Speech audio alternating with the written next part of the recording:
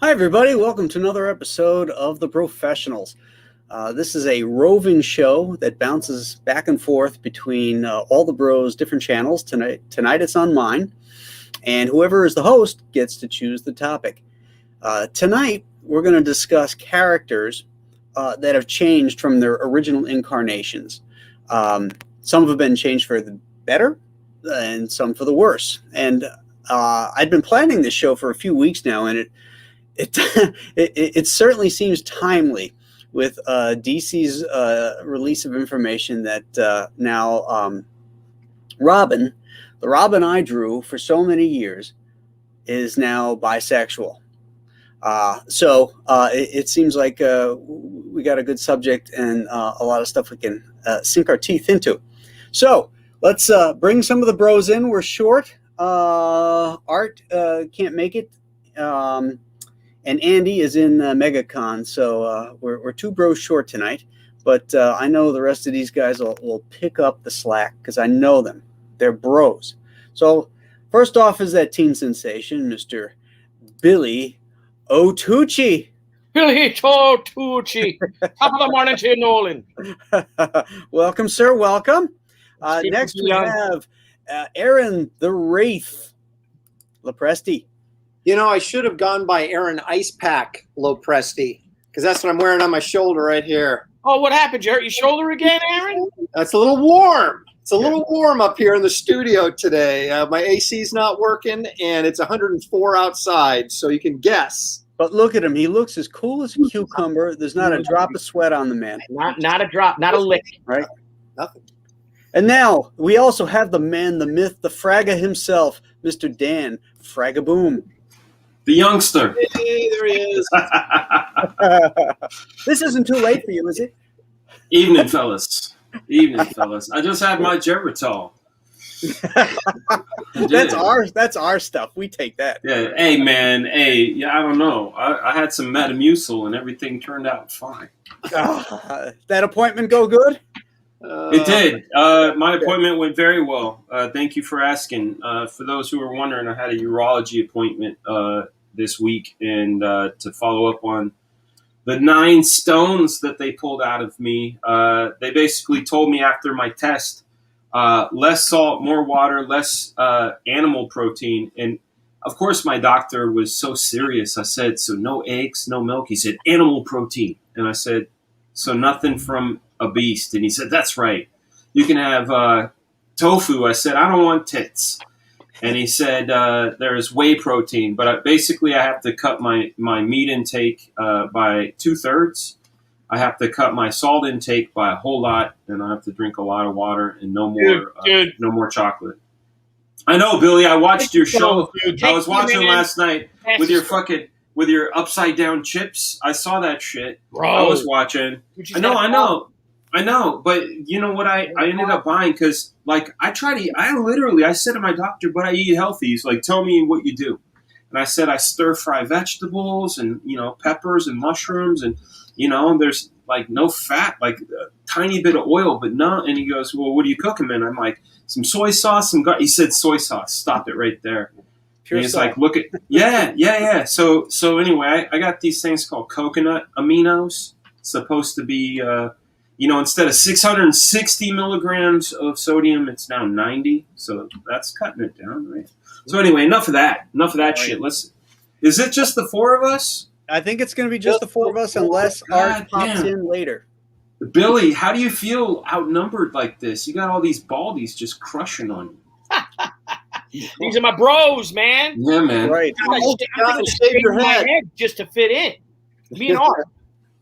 You should. I think you guys solidarity, man. We talked about it, man. My head is all lumped up. I'll just let it go when and if it ever happens. The Baldfessional. Tomorrow I'll be 55 though, so I still got. You know what? But Billy, this is actually, we are in a yin yang situation. I don't know if you gentlemen noticed this, but that one of these kids is doing his own thing would be Billy with his no shave policy.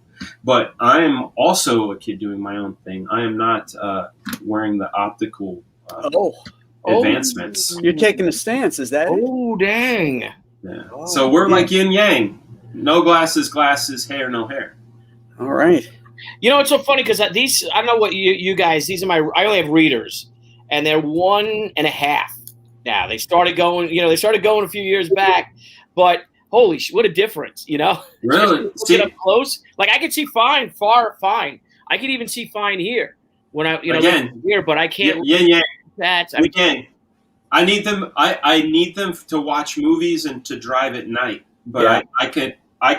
You can put like microfiche up to my eyes and I can read it. You guys, one of the reasons that I went digital is because, drawing tiny little figures and backgrounds got really, really hard. Yeah. So, I could just blow it up.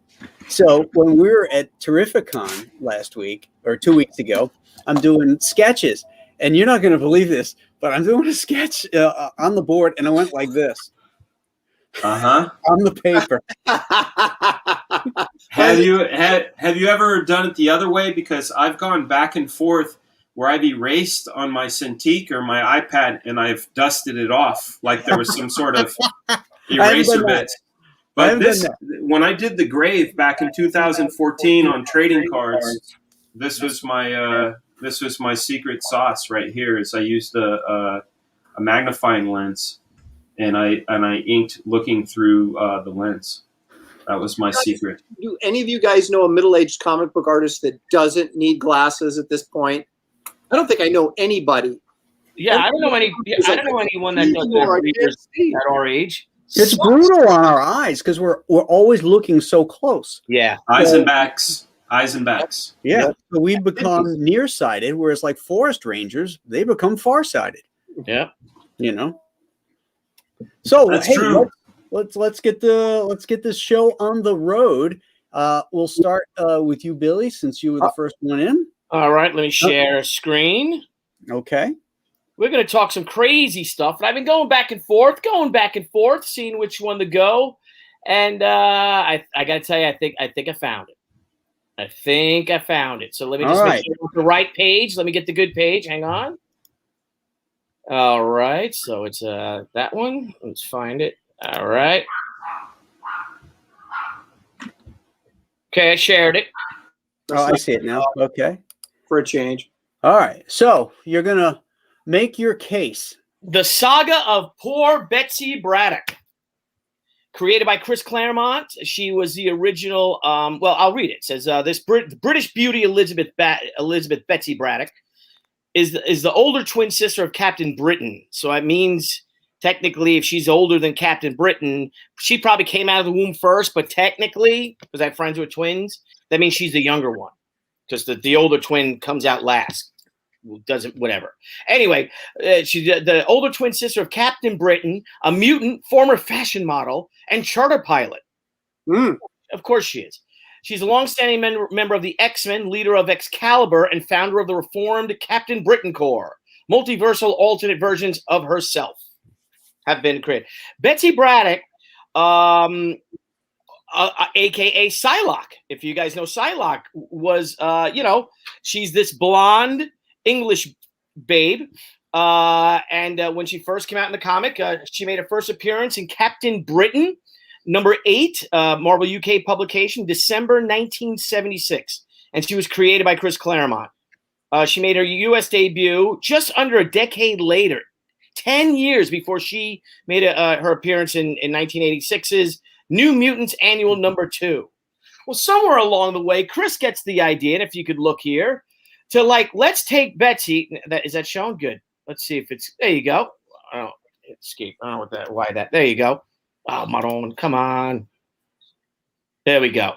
So if we look at Betsy, poor Betsy, these are the many faces of Betsy Braddock. So Claremont, when Jim Lee was drawing, I think it was in 1989, decided, you know what? We're going to turn her into a ninja.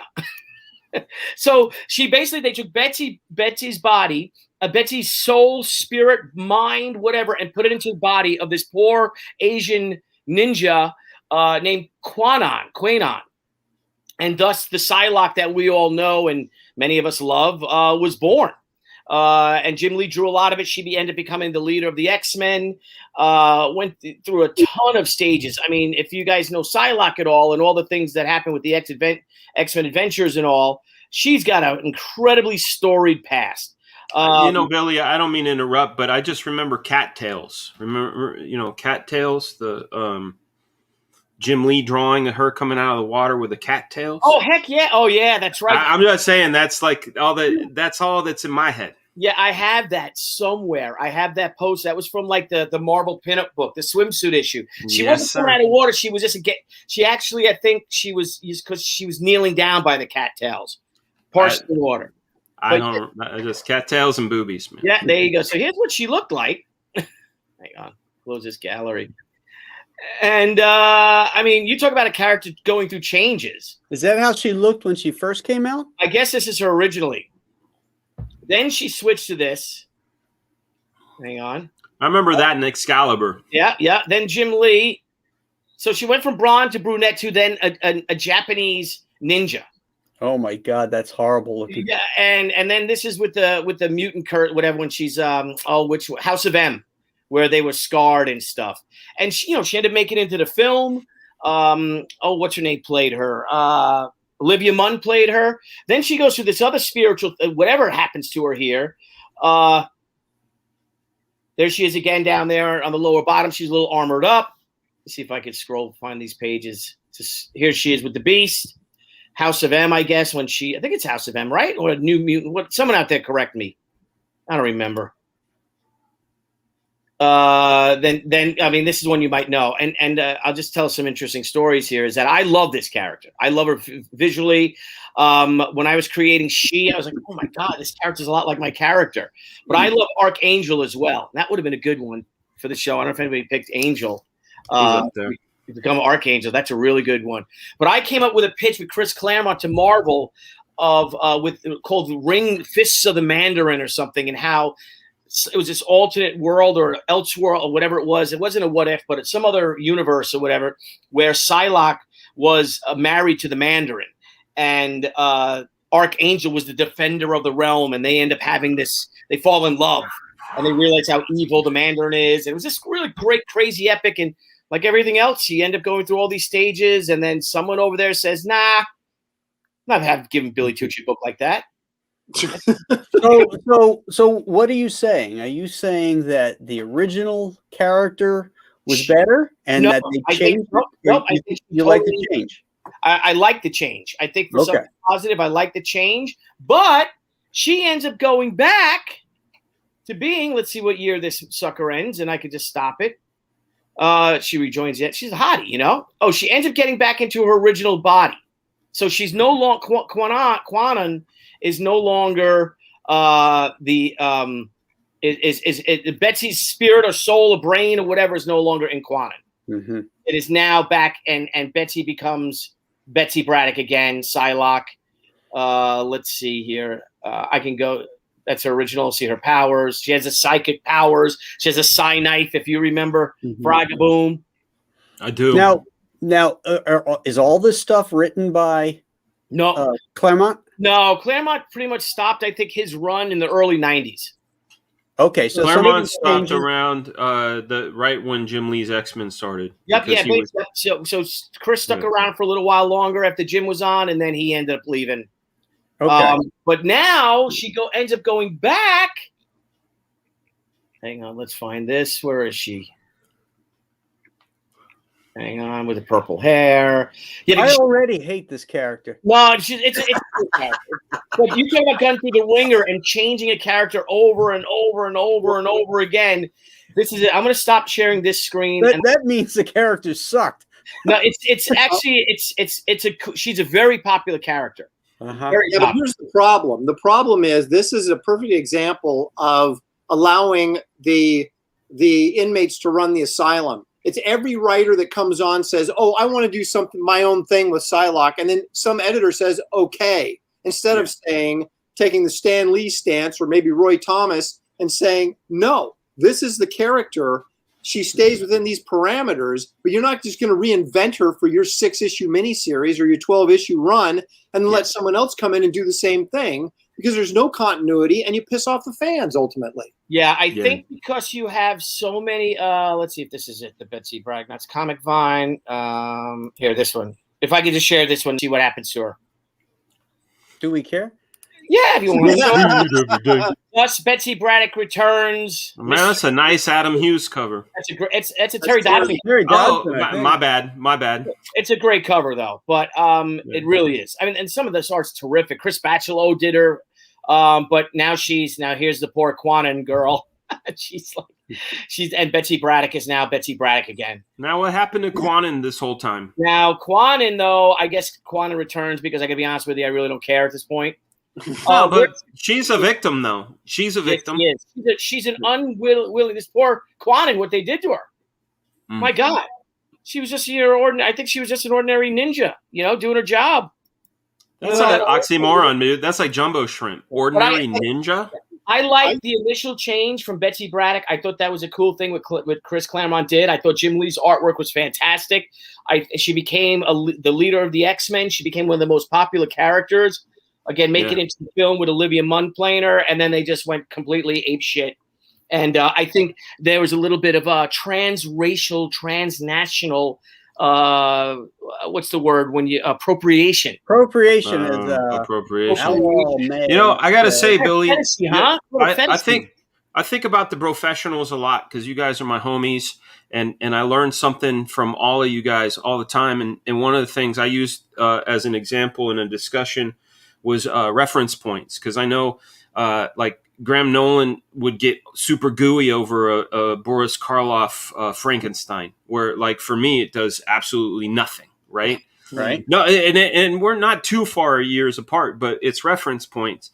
Like for me, my sweet gooey spot is ninjas for sure. Yeah. And like when I heard you say like ordinary ninja, after I watched your show last night with Critical Blast, and I put my kids to bed, I put on Enter the Ninja, 1981, Enter the Ninja with Sho Kosugi, and I watched the shit out of it because I take it very seriously. So, sorry, that's my long-winded way of saying there's no such thing as an ordinary ninja. Yeah, well, ninjas are badass. But here's another thing, is that they never really explored how Betsy Braddock must feel cultural appropriating someone else's body and look when she wasn't Asian inside. Well, it doesn't matter, man. Then that wasn't a thing. People weren't accused of cultural. I must say though, Warren Oland played Charlie Chan, for God's sake. Yeah, but I have to say there was a moment during the Chris Claremont, Jim Lee era where that topic was slightly touched upon, because they called one of the people in Matterport called Jubilee a banana. And they said, "You banana, you yellow on the outside, white on the inside." Oh, so Claremont like kind of touched on it slightly, but like at the end of the day, dude, if I got popped into a body, like I mean, outside of the fact that this world is hyper focused on what makes us different, I try to focus on what makes us all together as human beings. You know what I'm saying? So right. I don't know. She's a hero. I don't know if she would be focused on, oh no, I'm an Asian. Am I appropriate? No, she's not an SJW. Man. She's a hero.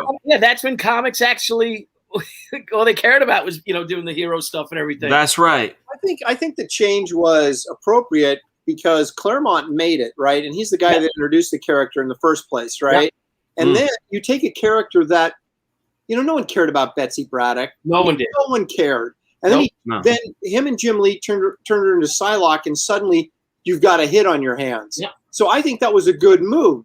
But then they can't leave well enough alone. And of course, it's not Claremont that's going in and changing it. It's like I said earlier, it's whoever the writer of the month of X-Men is going in and saying, well, I need to put my own take on it. I have to put my own brand on these characters, and that's when you start having problems. And I think it's the easy way out, Aaron. Like when you think about it, it's the easy way out for a writer. Instead of rising to the occasion and saying, "This is the character I've been bestowed, and what can I do to enrich this legacy?" The lazy way is, I'll just make my own thing up.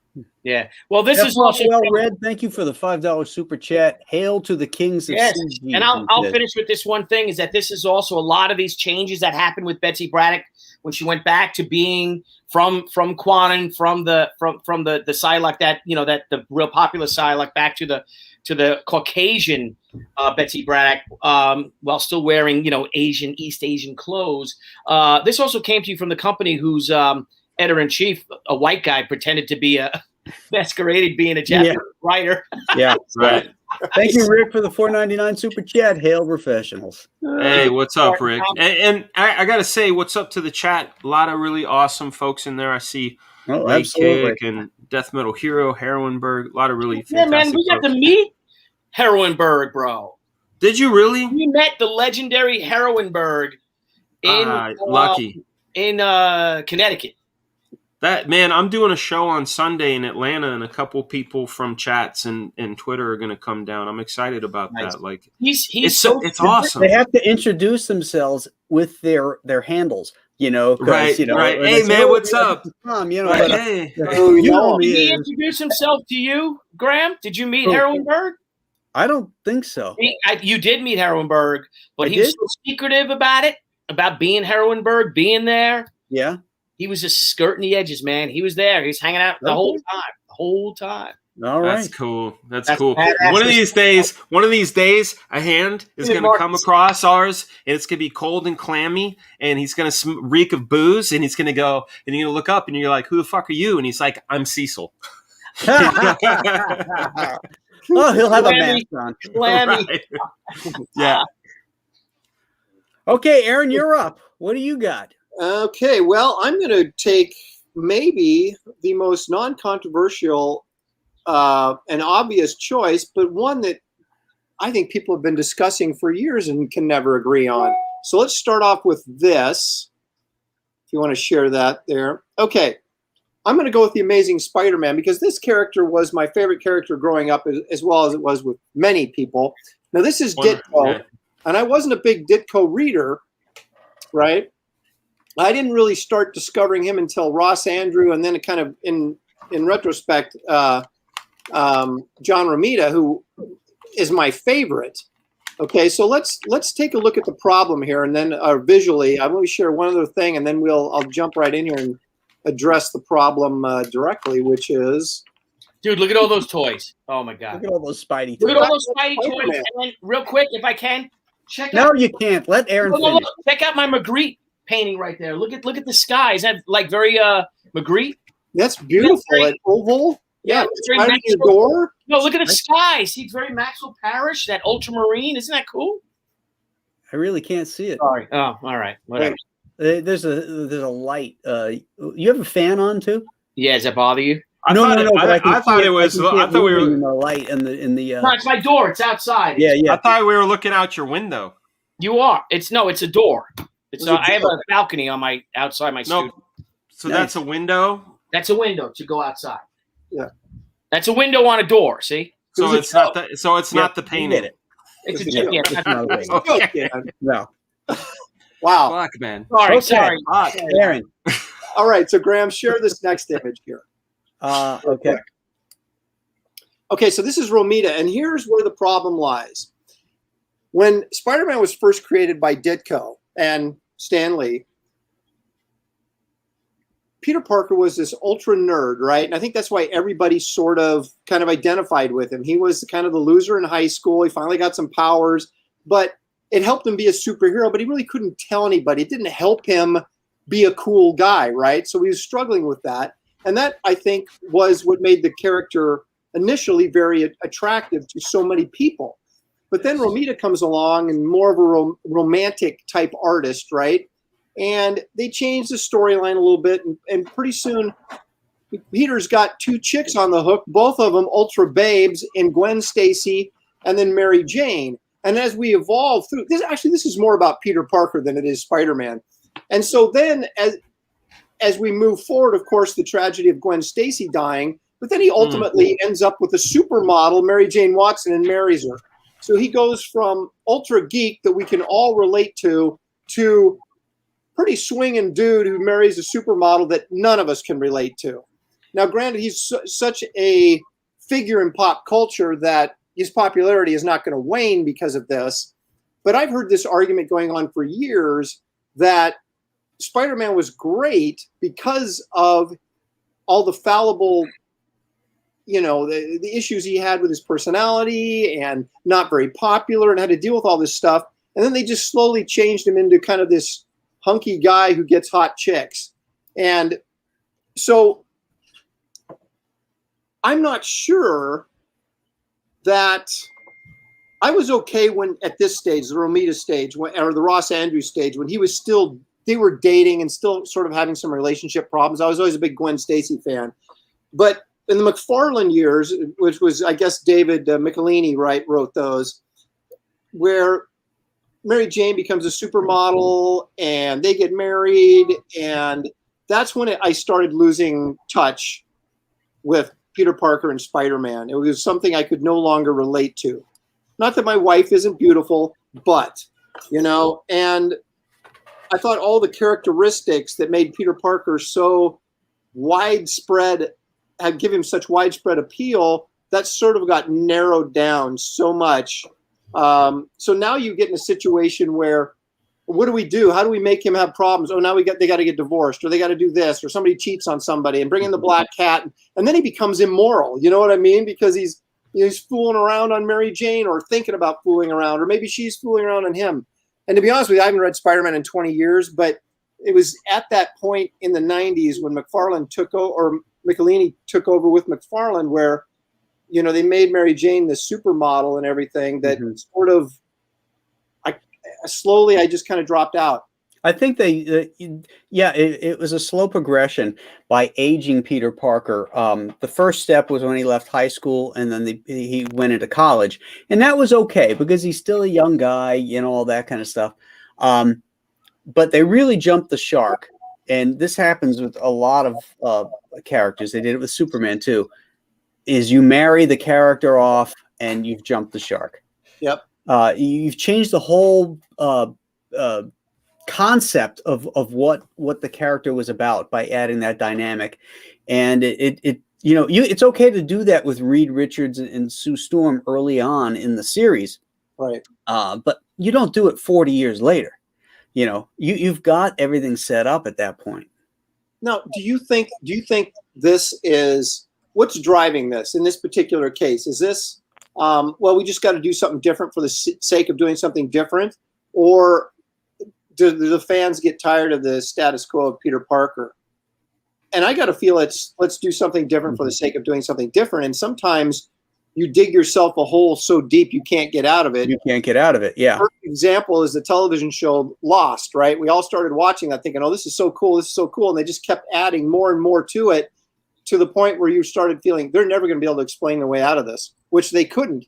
And you start doing stuff like this with a character, and oh no, he gets married. Now they have a kid, and you're like, oh, suddenly all this weight is now on the character, and you can't make him be what he was before, and it's not really working for what he is now. So how do you get him out of this mess? Right. You go to Mephisto and have the whole thing be a dream. You know what I mean? So yeah, I think, and I'm, a lot of us are the same way, that we're very sort of nostalgic and, very set in our ways and a lot of things. But I have no problem with Spider-Man being the same type of character for 70 years.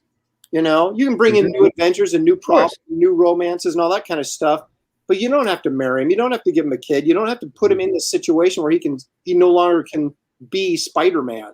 Right. Hey, Death Metal Hero, thank you for the $5 super chat. Hail the Professionals, been video editing and should have 3 new Time Warp vids from MegaCon 2008, including my interview with teen sensation Billy Tucci. Yeah. Thank you. That's awesome.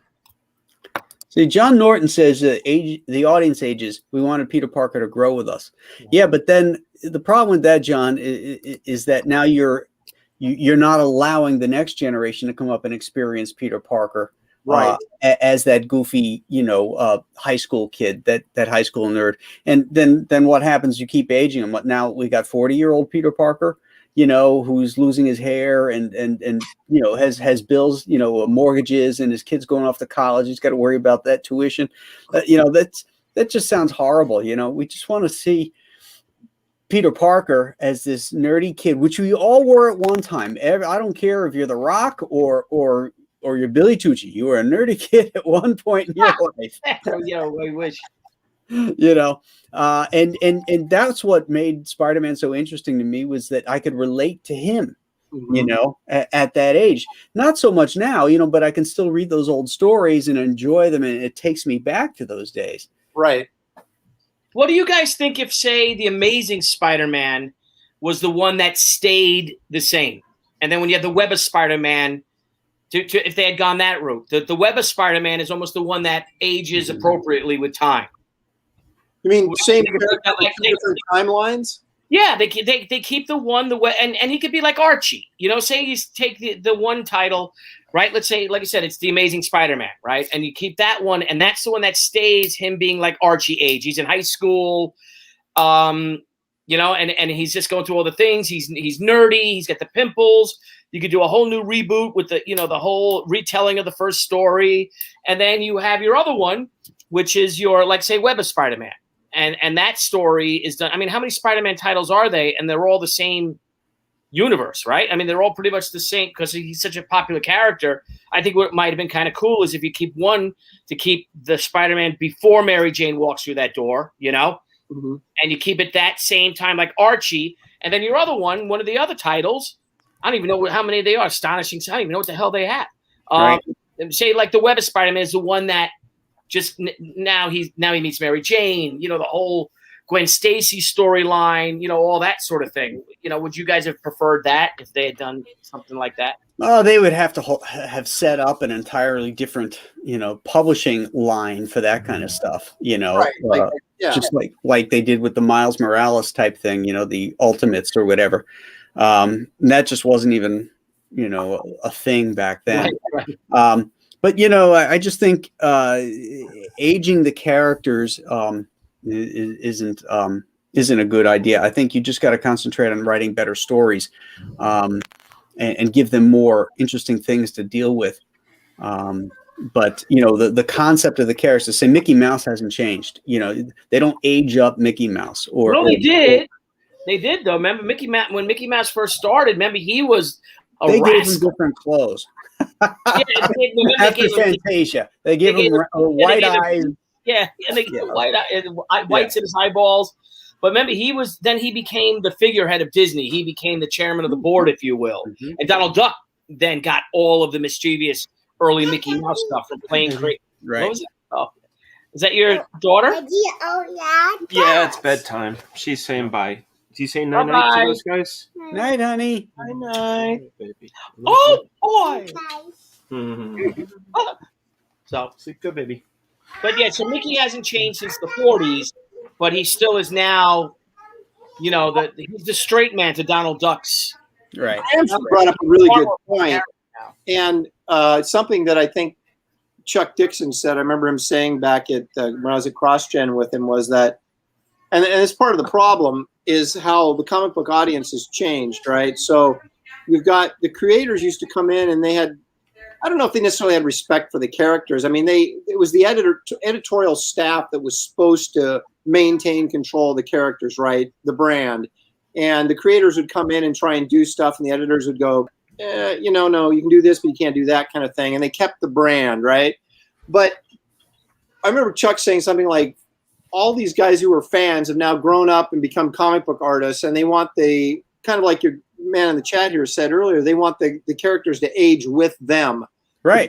The problem with what Graham said is that then you can't bring in new readers, which is difficult as it is.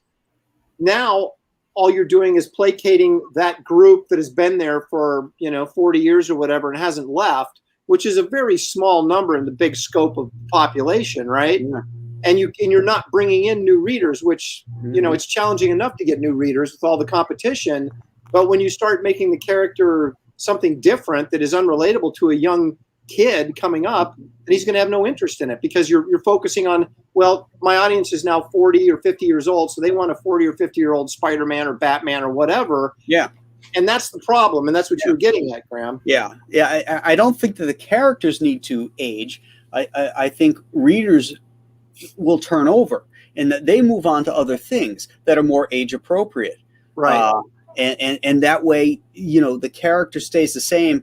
And I don't mean the same as if there's no change. There has to be change, but you don't change the framework. Right.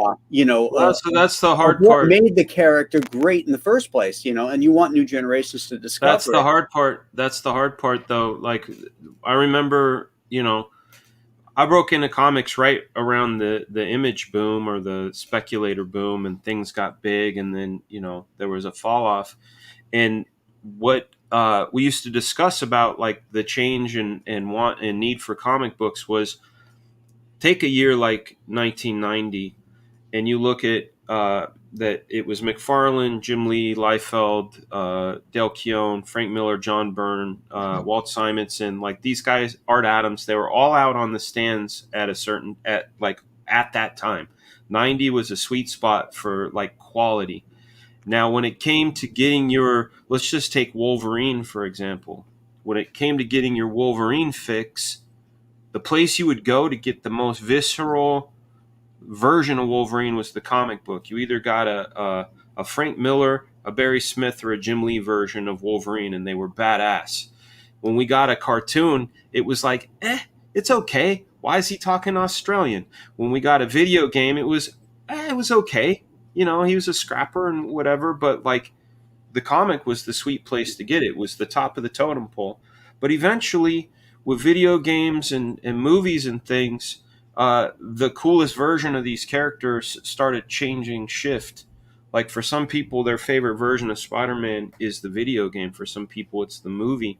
Mm-hmm. And when you're talking about this turnaround, there's people that are tried and trues. A lot of our audience, I would gather say most of our audience are tried and trues. They've been comic book fans since we've been comic book fans, and they're still on the ride. And I remember talking with Rob Liefeld back when I worked for him, and I was trying to explain to him what I felt the issue was, not necessarily the problem, but I said, imagine that the comic book experience is the Matterhorn at Disneyland, right? And Disneyland has the benefit of family vacationers. They come on, they take that ride, they go, and they leave, and they ride another ride. But there's always an influx of new families and people wanting to ride that Matterhorn. So it's constantly going. But eventually, the Matterhorn isn't the thing. And only like hardcore Matterhorn fans that are like, yeah, I want to see that fucking Yeti pop out. I can't wait, and they keep getting on that ride. And that's what happens is you start going, well, now we got to make this fucking ride the best it can be for that guy or that family, because they're coming back. And it's not oft that we see new people coming in because they're all riding the fucking Mickey's Wonder World of lights and splash. Mm-hmm. Like the Matterhorn is nothing to them, even though the Matterhorn is fucking awesome.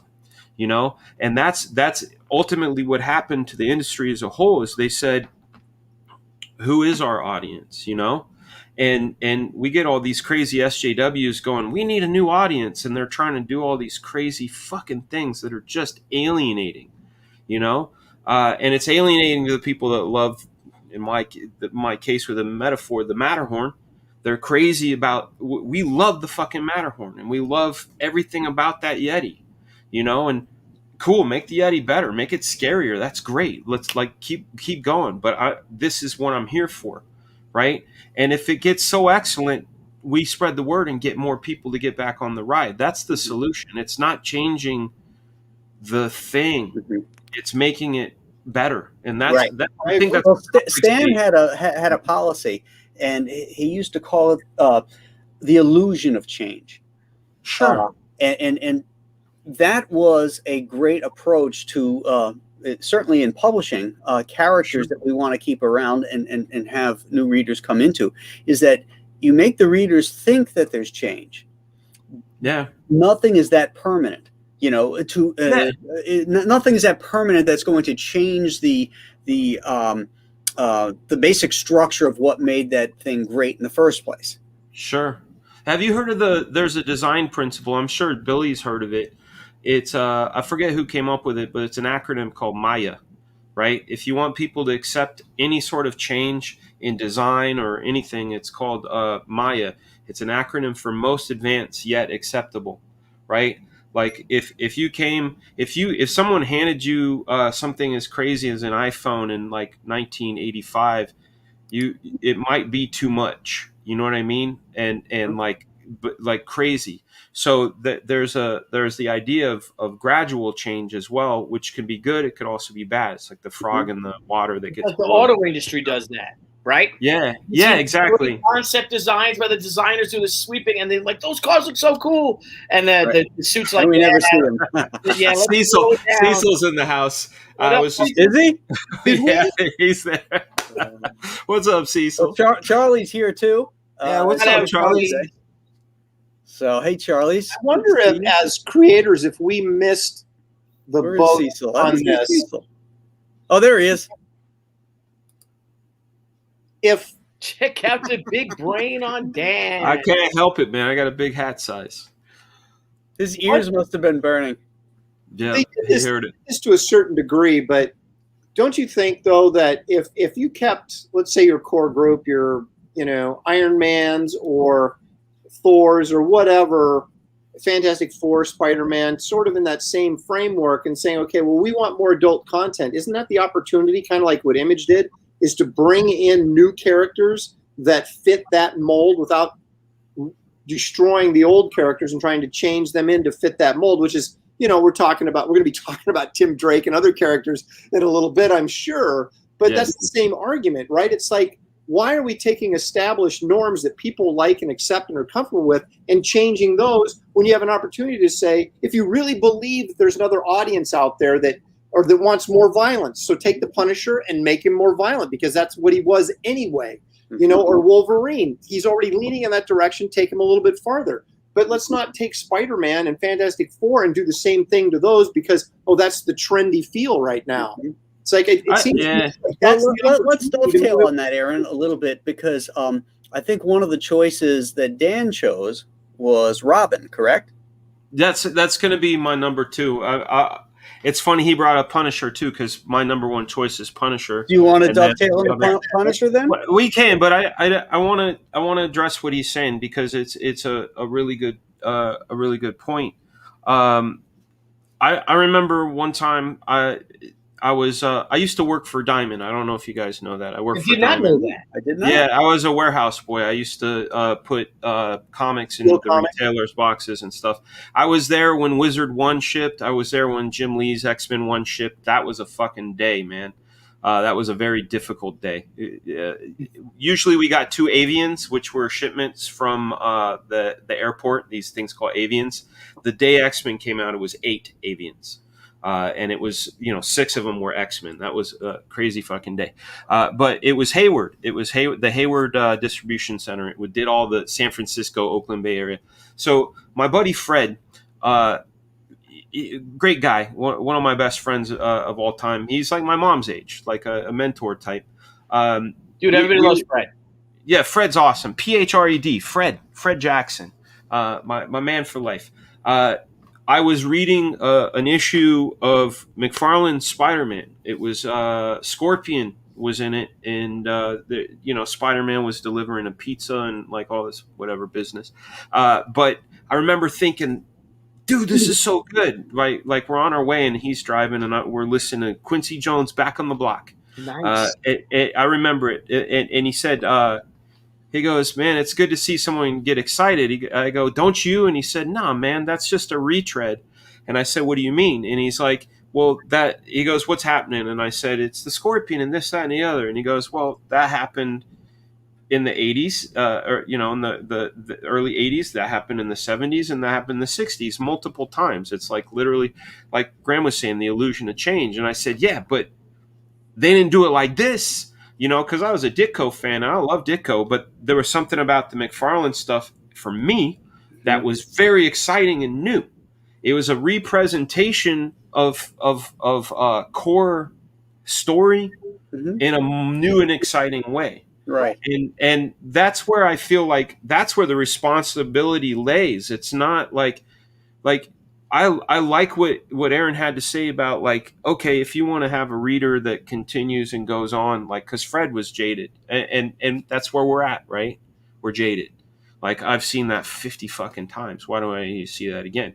So it's multi-pronged. It's making it exciting and better, but also the idea is I like this idea of if you want to go on this tangent or this off-roading, so to speak, take this exit. that's where you go. If you want to continue this ride, this series does this, and it gives the choice for somebody, you know, but it never just eliminates. Like, that's the thing that drives me crazy, and why I'm like full on Comicsgate and anti SJW is it's not like they go, here's this new thing. They go, here's this new thing. Your thing is fucking dead, and if you sing about loving your loving your old thing and not loving this new thing, you're fuck. And I hate that. It's like, no, like, have your new thing. I don't care. Go find your audience. Don't mess with this. Right. You know, I like the idea that the choice. And that's, you know, Comicsgate is great because we provide that choice for people. You know, like, I'll tell you, with Black Flag, every single character in that is a proxy for me. Do you know what I mean? It's like, this character is my way of playing with Spider-Man. This character is my way of playing with the Hulk. You know what I'm saying? Like, in my way. Right. You know what I mean? But also the change is what you're getting at, to expound upon what you're saying here, is when they did those changes with Marvel, and as you said, Graham, you know, change is necessary. They were also changing to public perceptions at the time, or the growing audience. What these guys are doing now, what these big two are doing now with their changes, is that they're changing to a very, very tiny percentage of the population. Yeah. What percentage of that tiny percentage of the population, 2% of the population, 3% of the population, is actually buying comics? Yeah. Right. And even if all of them bought comics, how many would that be? Right. And by doing so, they cram that down. And if you don't like that change, or if you voice your opinion, like, I'm not really crazy about this change, I don't think this is the right direction, then you're outed as a bigot, you know, a racist, and then they'll try to cancel you and ruin your whole life. And afterwards, I saw somebody tweet about that. They're like, it's not enough that they cancel you while you're alive. They got to keep doing it once you're dead. Right. Right. Like, they can't show certain movies. You know, they want movies changed because you know, the mores were different when those movies were made. Yeah. They want them changed, you know, or not shown. You know, it's just ridiculous. There's no difference between them and ISIS tearing down statues of the ancient cities and stuff. I mean, you know, they don't want to deal with it, and they're going to tear it all down and burn it to the ground. Hey, I wish the Alexandria Library still existed, you know? Yeah.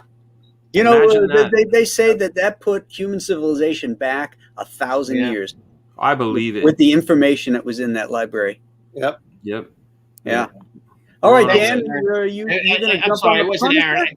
Yeah. I think it was just real quick. I think that was Art, who actually, he was an arsonist when he was a kid, and he's the one that burned. That's why he's not here. He would have turned flesh red with guilt and jettisoned. He was Octavius's right-hand man. He lit the match, man. He did take a couple early graphic novels out of the library, so That's those right. still exist. And he burned it. Dan, that Art's bad dude. Bad dude. All right. He's not here to defend himself, so my selection of evolution of character, of course, is none other than Frank Castle. If you want to share my screen, Graham. This, I happen to own this. I didn't get to buy it new, of course. I was too young to get it, but I managed to pick it up when I was about 13 or 14. I loved him. I thought the Punisher was a great character. But I have to say, I was initially turned on to him by there was a mini series that was put out by Mike Baron and Mike Zeck. But in this first appearance, he was a little crazy, right? Like It was Stephen Grant. Stephen Grant. Thank you. Yeah. Thank you. Mike Baron did the series with Wilson and them. But this Punisher was a little nuts, right? Like, he was like, I got to kill a jaywalker. They're breaking the law, right? Like, he was killing everybody, and he was a little crazy. He was introduced as a villain, introduced quite well. I believe was it Jerry Conway that introduced him, and of course, this interpretation of the Punisher I really enjoyed. We got to see Frank Miller take him on. We also got to see him again, meet up again in Mike Baron's episode or issue with Will Spertasio. But this was in a particular series called Child's Play, where they were dealing with angel dust and drugs, and these were two two heroes coming at it from different ways. One was, they must be punished, and of course, Daredevil wanted his, they have to go through due process, etc. Exit Wound, guys, on a fucking cover. Look at that. I know. Yeah. Exit Wound on a cover. I had a whole issue of my stuff be patched up because of Exit Wounds. And There's a Comics Code Authority stamp on that baby too. there it is. Wow. Somebody was behind him throwing gum. I think that, Yeah. Now this is what got me hook, line, and sinker with the Punisher. Heck yeah, dude. I bought this when it was on the stands. There was something that first cover, of course, blew me away. I had this as a poster on my wall. I think it was called Circle of Blood. Very excellent. But as far as the character, you started feeling a little more sympathetic for him. You started thinking, hey, this guy isn't a bad guy. So there's this sort of evolution in writing that I can relate to this guy. And of course, you had your Charles Bronson types and Bernie Getz and like real life Punisher types. And then, of course, they fucked it up with this. Of course. I love Dolph Lundgren. I love the Punisher, but this did not. I completely forgot about this version. Yeah, this didn't happen. It happened, but it didn't. And I remember as a kid, my biggest offense was, where's the skull? Like, I would have been all in if they had just put the skull, and all they did is put it on his knife. Like, it was on the end of his knife. And I thought, man, this isn't it. It's another idiotic, Hollywood suit with their bright idea. Now, here's the next one happens to be this gentleman. I got to talk to him a little bit on Facebook today. I don't really know what to say to him. He's a friend of Graham's. Not this guy. Sorry, I skipped a little. My bad. I skipped a little. This happens to be a friend of mine, Carl Potts. Carl Potts was one of the gentlemen that was very kind to me when I was a kid.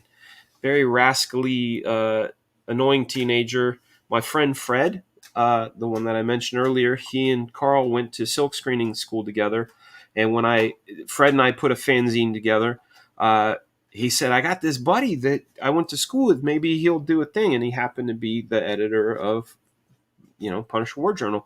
And I talked to him about breaking into comics, and he gave me a whole thing. But sidebar, his Punisher, Carl's version of the Punisher, was the very first time you felt, like, at least for me as a Punisher fan, the real human side of him. He leaned a little more into family. He leaned a little more into relationships. He introduced the character of Micro.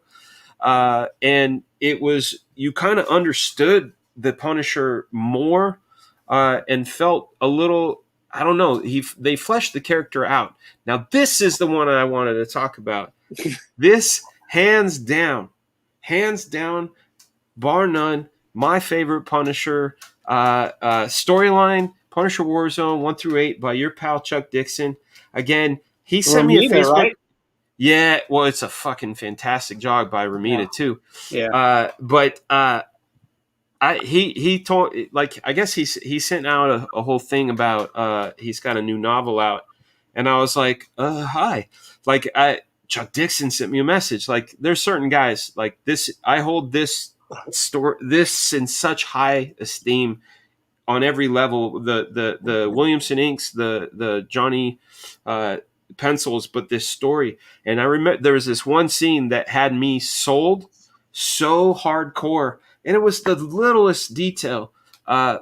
Punisher's got this guy hanging upside down, and he's got this blowtorch, and he's burning the steak, making the smell of meat. And he's like, smell that.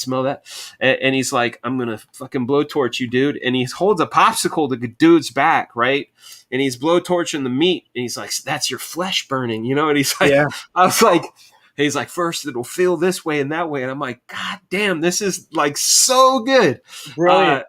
Yeah, it's brilliant. To me, this is the Punisher. It took a lot of this stuff to get there. I love Carl. The early stuff, while I loved it and I love Frank's take on it, this really sold me. He had love interest. He's mafia. the whole package. But then they went here. What is that? I've never even seen that. This is the shark jump, guys. This is Frankencastle. And they way. Yes way. And they lost me when they did this. I said I'm done. Like, I was even okay with like the Steve Dillon, Garth Ennis stuff. Like, it was cool.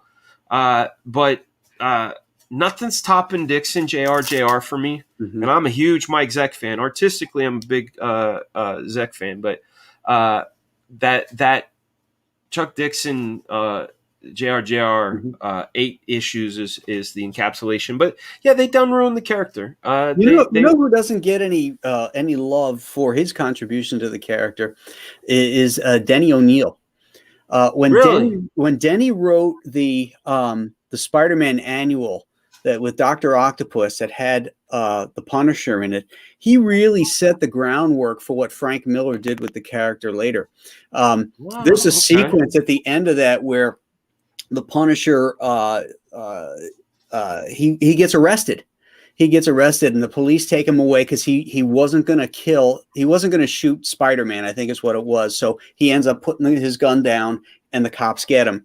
And as the cops are taking him away, they say, you know what, Punisher, you're going to prison.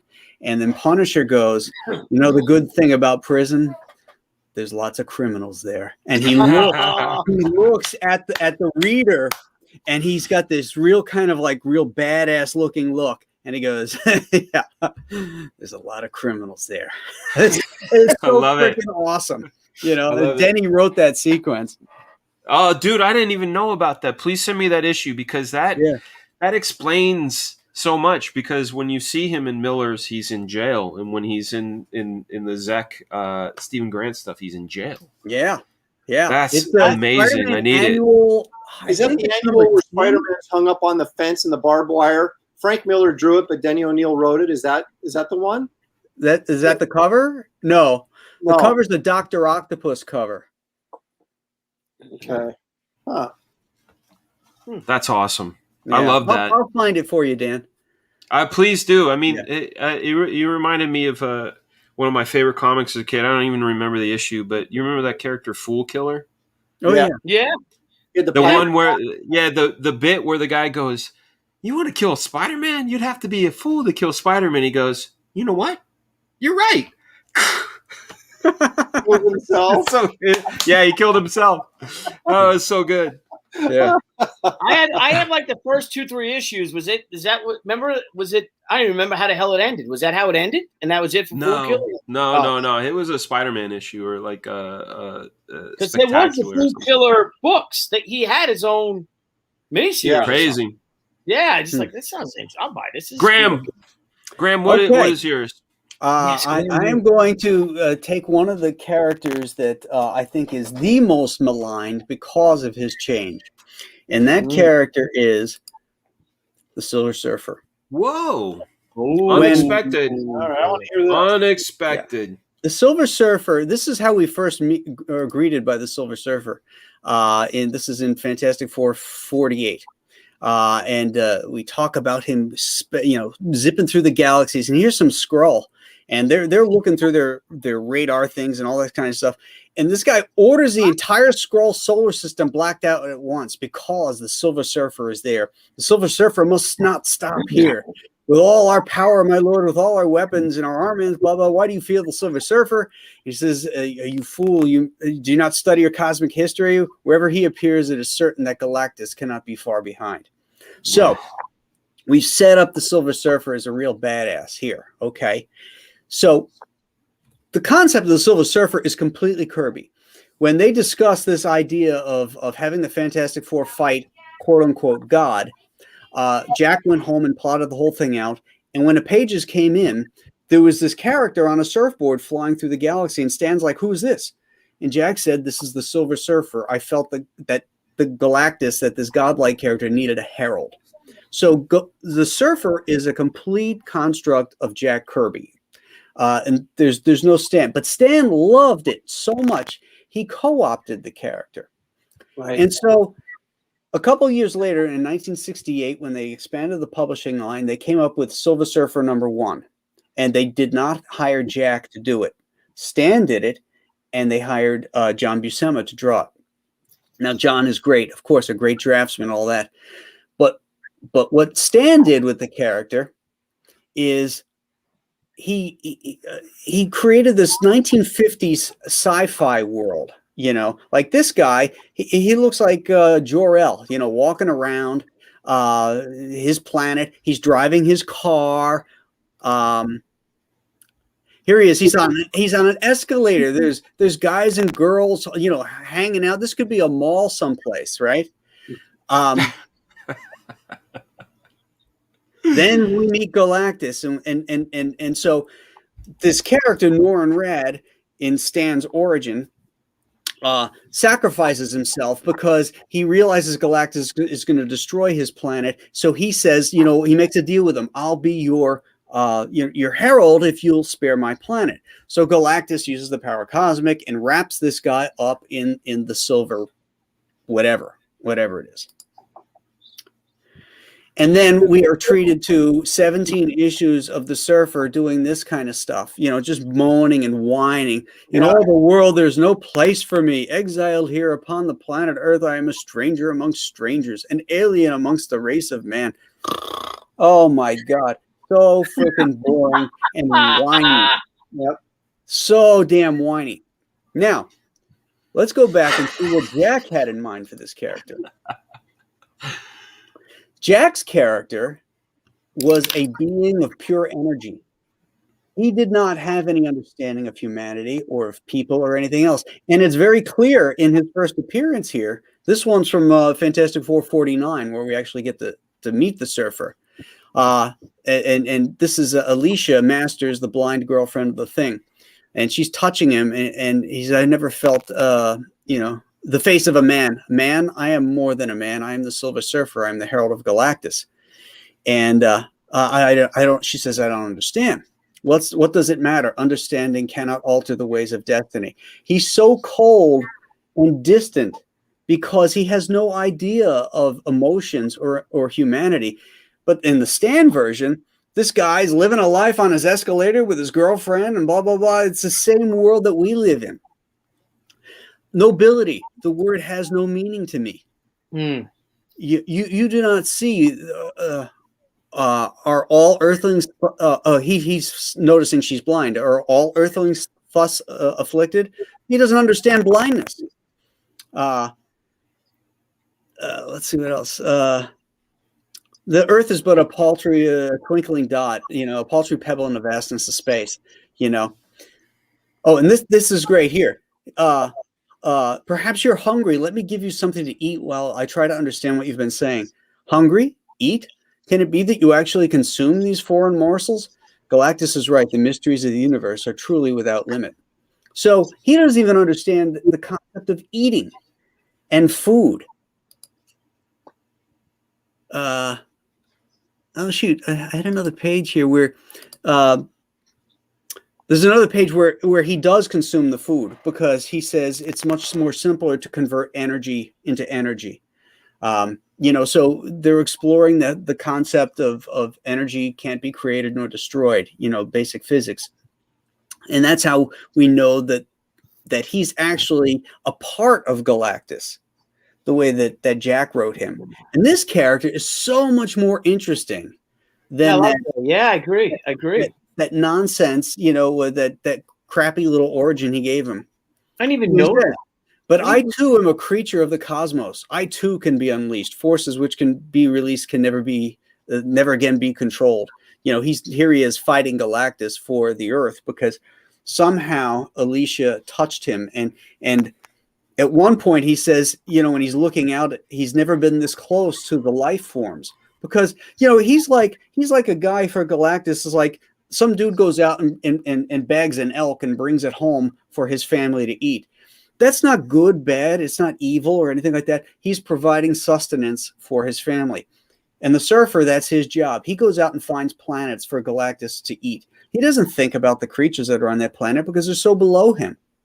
And so when he finally gets that spark of humanity in him, that's the fun part to explore with this character, and see how he now comes to understand what it is to be human and stuff. And to me, that change has never gone back. They've never been able to recapture that, because what Stan laid down was what it was, and Marvel was never going to go back to what Jack originally his original concept was. Now, the Silver Surfer comic was tanking, and so by issue 18, they decided, well, let's. Who's that? Getting a call from Brian Blevins. Obviously, he's not watching the show. Sorry, I apologize. No worries. So in the 18th issue, they bring back Jack Kirby, and he does the very last issue of the Silver Surfer, and they're setting the Silver Surfer up to be a badass now. No more of this hand wringing and crying and whining and all that kind of stuff. He goes into the Hidden Land and kicks the Inhumans' asses. He's had his fill of Earth, and he's done with all this. And then that was the last issue. They didn't do anymore. So that's my change for the worse, is that they didn't allow Jack to expand upon his character and really give the world this really, really cool and interesting character that's never been done. Instead, they turned it into a 50s sci-fi pastiche. Well, I've told this story before, but I'm going to tell it again because it really sums up exactly what you're talking about. I was in Marvel. Thanks, Frank. On the couch outside the X-Men office with Chris Claremont. We were talking about a variety of things. It was when I was working on Excalibur.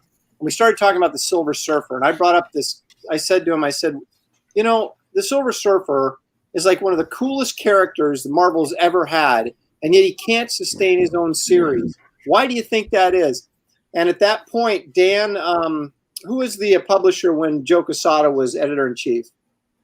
Dan Buckley. Dan Buckley comes walking out of his office and interjects into the conversation. He goes, "It's because he whines all the time," and then keeps on walking. And that was it. And it was like, yeah, that's it. Interesting. But I see what you're saying. I think that as much as I love the Silver Surfer series, mainly because of the Buscema artwork. Oh, you can't beat it. It's gorgeous. He's so annoying because all he does is lay around and whine and complain and woe is me. And it's almost like he's almost forced into being proactive at any point in that series, right? He just doesn't want to do any. I mean, he's such a pacifist. Mm-hmm. And you're like, how could a character like that become the Silver Surfer in the first place? I think Stan was trying to use the character as a Christ metaphor. Yes, he was. Yes. He was, and it was really just, it wasn't working out. Yeah, and even his dialogue was just so over the top, and so it was really a tough read. It was boring. It was beautiful looking, but it was just derivative and boring. It seems like the chat is split, though. The chat is split. Yeah. They're like, some people are like, yeah, and some people are like, I disagree. No, Dan clearly didn't understand Jesus Christ either, because if that's what he was trying to do, and I've read him recently, and I'm like, it's so obvious that's what he's trying to do, but he didn't get Jesus at all. No. You know what I mean? Right. He didn't get him at all, and so he was, he was just missing the boat completely on it. But well, Stan was Jewish, and so the Jewish faith believes that Christ was a prophet, not the Son of God, and so I think that Stan's version has the Surfer really as a prophet, and I think that makes sense. Yeah. Interesting. That's a good. I like that, Graham. That's a good. I hadn't really thought about that, but that's true, because I didn't know the Kirby history behind the character as well as you do. I mean, I knew that it was Jack's thing and that he was more of it was different, but I didn't really understand how, and that's kind of very interesting. Yeah, it is. Well, it's Fantastic Four, so I'm right in. Of course, that's true. Hey, I was reading Spider-Man while you were reading Fantastic Four. What can I say? Well, look who has popped into the screen here. Oh, yeah. Who had? Well, hello. What? Look at that. Hey, we go from bro? hello from Orlando, Florida, Pizzeria Uno on International Drive. Nice. You've had a drink, haven't you?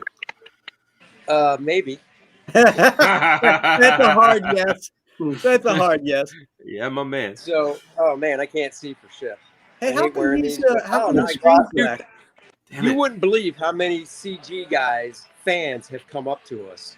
Nice. And That's you know, awesome. because they're all wearing Eden's Salamandroid or Cyberfrog shirts. Nice. Dude, Excellent.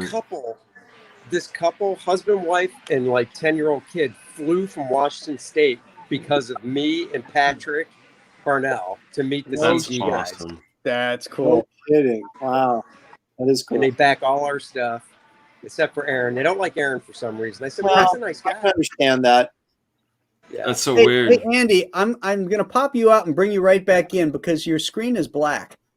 Is it? It is. Oh, Damn wait, hold on. Not black on ours. I see Not on him. mine. Really? Yeah, I see him too. What's up, Jerry? Oh, I'm Uh, sorry. Oh, there he goes. Now he's back. Yeah. No, he's still black on my screen. That's I mean, weird. looks good. I don't know. Looks I good. mean, I'm on my iPhone. But, I'm seeing him. I mean, I'm just popping in for a few seconds. Who's that anyhow. dinner? Who's that dinner with, buddy? Dennis, of course. What's up, What up, Dennis? Dennis? Hey, everybody. You guys gonna do a little They're just- show out there? What's You guys that? gonna do? You gonna do a little show? You gonna shoot a little video or something for? Yeah, we'll probably do that tomorrow or Saturday. So, yeah, it was a good day though. For the show opened at 2, and it was good. It was really packed. Alex Saviak, I'm sitting next to him, and with a mask on and my hat. At first, he thought I was Aaron, and I was like, "Excuse me, Aaron is very old, and I'm." Oh shit! So I lowered my mask, and he goes, "Oh, yeah, no, you're way better looking." And I was like, "Oh, duh." We were having a cigar with Alex 2 weeks ago. Graham. Yeah. Hey, Bo Smith's in the house. Bo Smith's in the house. What up, Bo? Oh. Where's Bo? Oh, there he is. Bodacious Bo Smith. That would get you. There he is. My man. I This love that dude. technology's Oh. working tonight. Where were you last night, buddy? I Yeah. had Bo on my show last night where we revealed the writers know, you for dropped all Giant the Size bombs. Two-Fisted Manly Tales. I I love watched Bo. some of it from the hotel. Oh, cool. I didn't Excellent. catch it. I didn't catch all the creators, but I caught Is- some of them. So Is Chuck there at the show at MegaCon? who? Chuck. No, I don't think so. Sergio No, Caliero's there. I don't know. Sergio's a good guy. He's a bro. That's cool. Yeah, it's been fun, but I'll catch you guys. I'm going to bug out because it's hard to hear and stuff. Yeah. So. Well, I enjoy want your to pizza pop and in. have some fun, dude. All right. Good Talk seeing to you, guys brother. later. All right, man. Bye, guys. See you, bud. See ya. Later. Right That was on. nice. Bob Gable, $4.99. Thank you for the super chat. I got my Chrono Mechanics by RT Bear. Was blown away. Love the layouts. It all pops. If you want Well, art, if he was here, you could tell him yourself. if you want him to get that, send it via Morse code. He'll get it on his little hi-fi.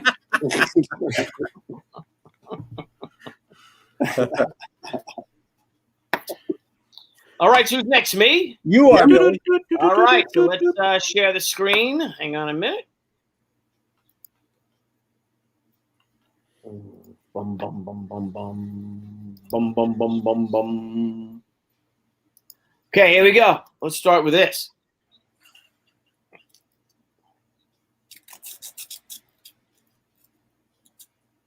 Put it over here so I can move it. All right, you ready, Cher? I'm ready. Okay, so how did we go from this? Hey, girl. I know where this is going. Something screwy here because I can't see it. I Is it can. on the camera or something? I could see that. I could see that. All that Emerald AAT. That's drew what I'm that? talking about. This is the one thing. Who drew that? I don't know. I can't. figured. This is Don't know. this is Adam Hughes right here. That is definitely Adam Hughes. right. I love Art Wild Adams. Powder. Big old tongue right. hanging out. So, all right, I'll stop share. So how do we go from that? Dum dum dum dum dum dum. And damn all our eyes, but it's John, got it. Do you have a John Byrne She-Hulk to I cleanse do, our eyes yeah, with? yeah, I can scroll down and there's more John Byrne if you want to go back to that. Yeah, well, I just, I know where you're going, and I just need a chaser. You want to just do John Byrne first? I need an eye chaser. We can go back. We can go back to that to John Byrne. Help. All right, you can share it now, Graham. Dude, what God. the fuck? That's the Hulk, man. It's not She-Hulk. That's the Hulk. That's the Hulk. Ugh. No, that's the Hulk. It's not She-Hulk. No, that's She-Hulk. No, that's the I Hulk. know, but it's like they drawn her to look exactly like the Hulk, and it's like, here's your John Byrne. There we go. From this, There we go. right? There we go. We went from there this, we go. right, There we go. to fucking explain. Somebody explain this to me. Explain this to me. Yeah. well, we all know the answer to that question. Well, don't We we? all do know. Unfortunately, we all do know the answer, don't we? Mm-hmm. This is shite, and this is why. And they get what they deserve. Mhm. 'Cause The I Byrne don't- version is based on Rachel McLish, who is one of the initial female bodybuilders who still looked like a woman. She had a Right. beautiful lithe figure, but Yep. was lean enough for the muscles to show. And now that looks like a dude. dude. I wish I looked like this. I mean, who's this for? Who's the audience here, Aaron Lepresti? Aaron, who are they selling this to? Not me. The answer, actually, Billy, is this: they're selling this to no one. This Hulk does not exist except in the creators' minds. She got exposed to gamma rays in the laboratory. This is like the freaking Herman Munster She-Hulk. Even the Easter Island dude back there, the Legend. Remember Legend comics? The Legend logo is the Legend logo is back there judging. The guy's falling over and puking in that one right there. Look at the one Easter Island rock guy back there behind her right hand. He's like ready to hurl. He looks like something smelled. But it says, but a piece Yeah, I'm not a fan. I guess it says Hulks don't like to lose. And it says, but a piece of shit can still manage to do the right thing now and then, especially when it involves doing a whole lot of wrong. And what I could say about this, that's a whole lot of wrong. Is a whole lot of fucking wrong. Is that supposed to still be Jennifer Walters, or is this a? I don't care. Because listen, if they kind of look like that beforehand, it makes sense. But if it's supposed to be this character now, that makes no sense. Well, she didn't refer to herself as She-Hulk. She referred to herself as one of the Hulks. You know what? In this case, nobody smash. Nobody smash. Yeah, maybe that's a woman injected with male hormones and horse, steroids, I guess, and then she gets bigger. I guess that's what that is. Fucking horse. What kind of horse you talking about? Like an elephant horse? You freaking what? Yeah. A fucking buffalo? Oh, buffalo shit. What the hell, man? So we want to go back, if you want. Did I share it? Yeah, Art Adams did a great one. Art Adams did a great Hulk. That's what I'm talking about. Yeah. Art Adams in Long Shot 4. Yeah. That's great. That's great. Graham, can you see this? Nope, I can't see it. It's so weird. I've got it on my. It's a StreamYard glitch, man. That sucks. Yeah. See, I can see. I got my phone running over here. That's why I'm looking down, so I can see what you're posting. Messed up, man. So, just messed up. Well, again, maybe is this thing? Oh, go ahead, Dan. No, I was going to ask. Is maybe how like earlier you were like Psylocke was this blonde British girl who got put into an Asian. Maybe Jennifer Walters got put into like a fucking rhino. You know what I mean? This. If you look at the first, While we talk, I'm just going to share one more, Graham. Sorry. I got a good image, and I'm sorry. Don't mind me, Dan. No, I'm just saying, like maybe that's what happened. I'd like to see the writers write their way out of this. You know what I'm saying? Like outside of like the pandering to this weird thing that's happening across all pop culture. Yeah, that one's great. Look at that. Yeah, I mean, she's ripped, she's huge, but she's still feminine. You know what I mean? And that's Yeah. What is it? here's the thing. If you look at the 70s, when this first came out, Savage She-Hulk, right? She was more kind of, it wasn't supposed to be a sexy character. It was just kind of a bestial, hulkish woman. And it bombed. No one read it. Cancellation, baby. Then they come in and do this, and suddenly you got a popular character. So then why would you go back? I mean, again, we know the answer to this question. It's rhetorical. Why do you go back to something that everybody hates?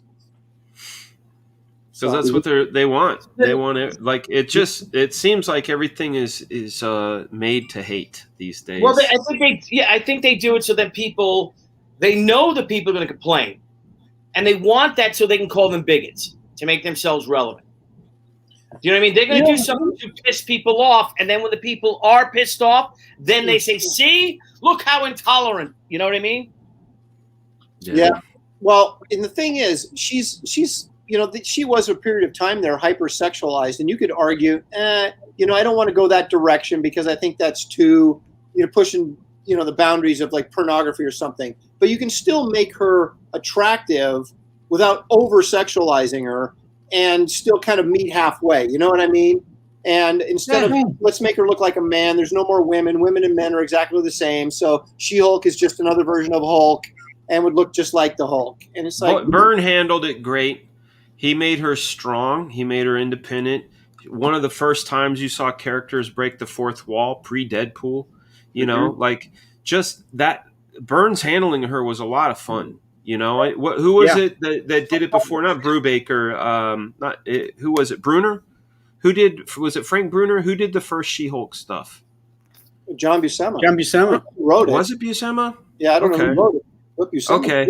Yeah, I mean, I like that stuff, and I remember seeing like Michael Golden draw her, and thought like, oh, she was cool looking. But like for me, my She-Hulk will always be the John Byrne She-Hulk.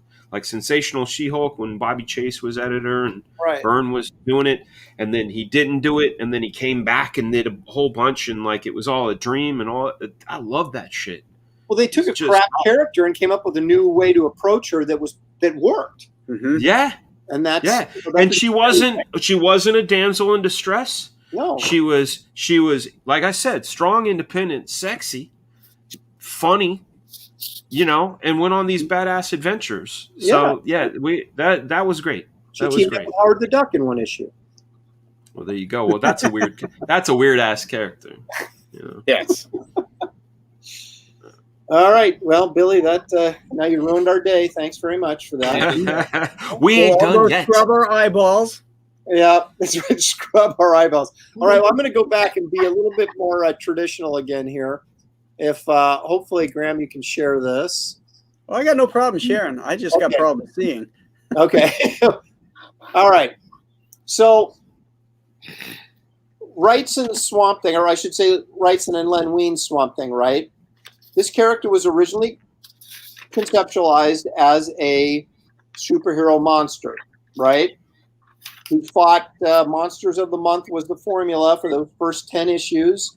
They didn't necessarily get into this whole environmental thing loosely, because Dr. Alec Holland was experimenting with a food growth, vegetable growth, plant growth serum that would, solve world hunger problems. And of course, the bad guys came in and blew him up, and he was doused in the formula, burning alive, falling into the swamp, and it comes out Swamp Thing. But then what does he do? He goes out and he fights a bunch of monsters, which made it a fantastic series for me.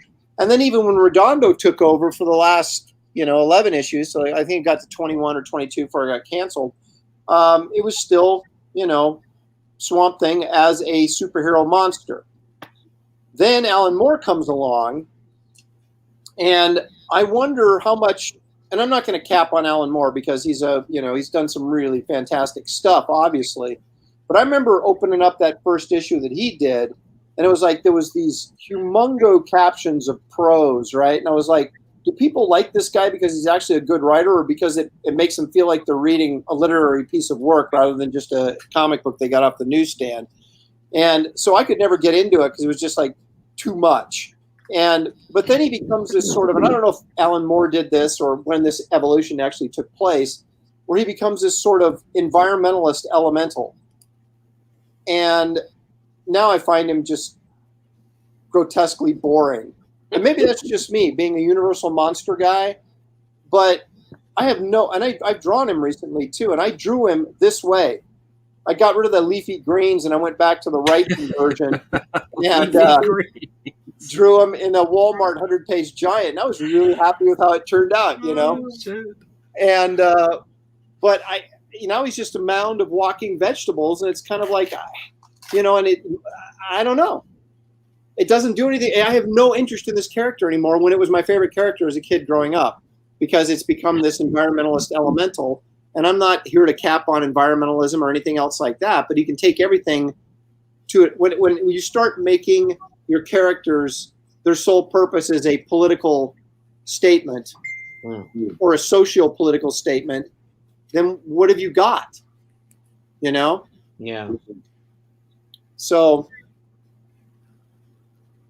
and I remember reading just recently, Tom King wrote, a couple years ago now, and Jason Fabok drew this winter special, right?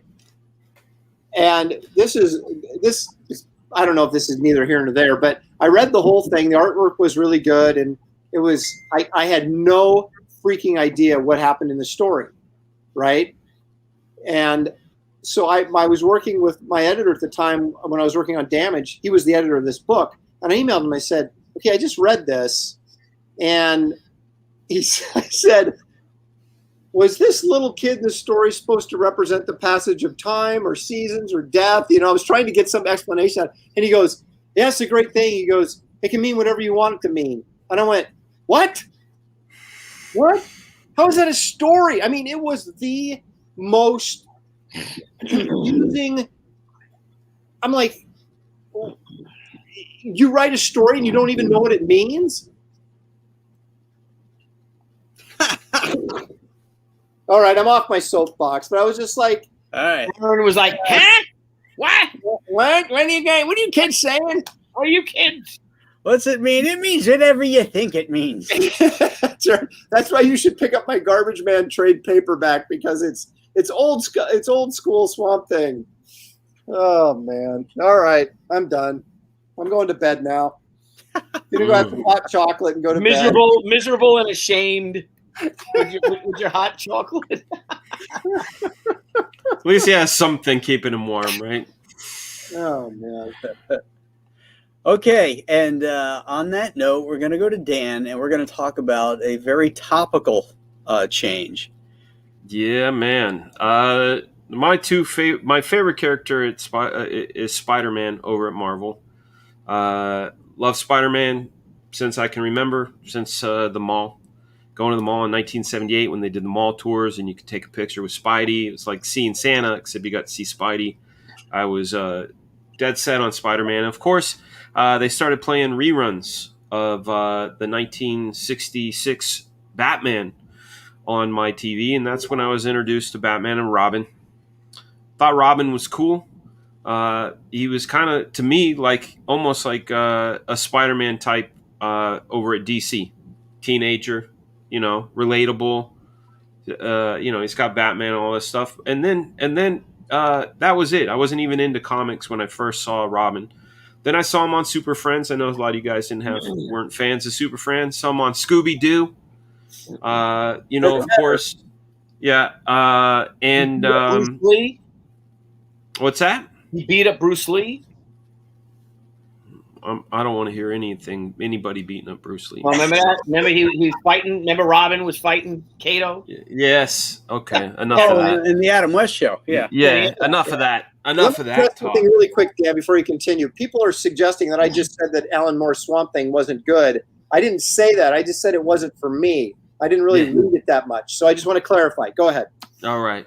But then I started collecting comics, right? And my introduction to Robin was right around the Jim Aparo stuff. Jim Aparo, and of course Norm Brayfogle and that era. And then I went back and started looking in his history. You know, of course, he was introduced in the early detective stuff, and there was a lot of the campy stuff with him being rescued from this, that, and the other. He was always the boy blunder, you know, the character to rescue, that sort of thing. But eventually, you know, he became a character that was a little more complex. This is the Dick Grayson character. Went off and grew up and became Nightwing. He was replaced by Jason Todd, and of course. Many of us, and I'm going to raise my hand, voted to have him be exploded and blown up. When you could vote if he lived or died, I forget what it was called. Was it Death in the Family? Great. How did you vote? Killed that motherfucker, man. No, but how did It was a phone in. How did I vote? I voted kill that dude. Yep. But they made a mint because you could call as many times as you want. Like kill him. You know, for a like guy who doesn't know anything about DC, you sure know a lot about Robin. Yeah, well, no, I really dug Robin. Like I wanted to be Robin, you know, and of course when the one I related to the most, and this is why I have this argument. People go, people need to see characters like them to relate to them. Not the case. Carrie Kelly, Frank Miller's Robin, girl, whatever. I related to her wanting to help Batman, and you know, I related to that character. I'm not a girl. I'm not a teenager. Whatever. I was a teenager then, but I still just thought the core of this character is great. So anyway, we killed Robin. They bring in this new kid, Tim Drake. He's sort of rascally. You know, and you get guys like Chuck Dixon writing him and Tom Lyle drawing him, and cool comic. In fact, the comic, even when I was working for Rob Liefeld and I got handed a book that I got to have creative reins on, it was the first time that I got to play with someone else's toys. Like I crafted Black Flag on my own. Those are my characters, but I was given Kid Supreme. They basically said, here's this sort of Superboy type. I said, I'm going to take Robin, Superboy, and Peter Parker, smash them together, and I'm going to do this book. So I was very influenced by this character. A lot of love for that type of character. But, you know, down the line, you know, you had one Robin go off and become stronger and almost defiant against Batman. You know, it's like the student becoming a master of his own. Not necessarily the master of Batman, but like, you've taught me what you have to teach me. I feel like in order for me to evolve, I need to go. I need to leave. That's awesome. Like that's true evolution. Batman bringing on someone else because it's a big hole. It's a big hole in his whole plan of things, like how things work for him. So you go, okay, well, that's great, new Robin. But then, of course, they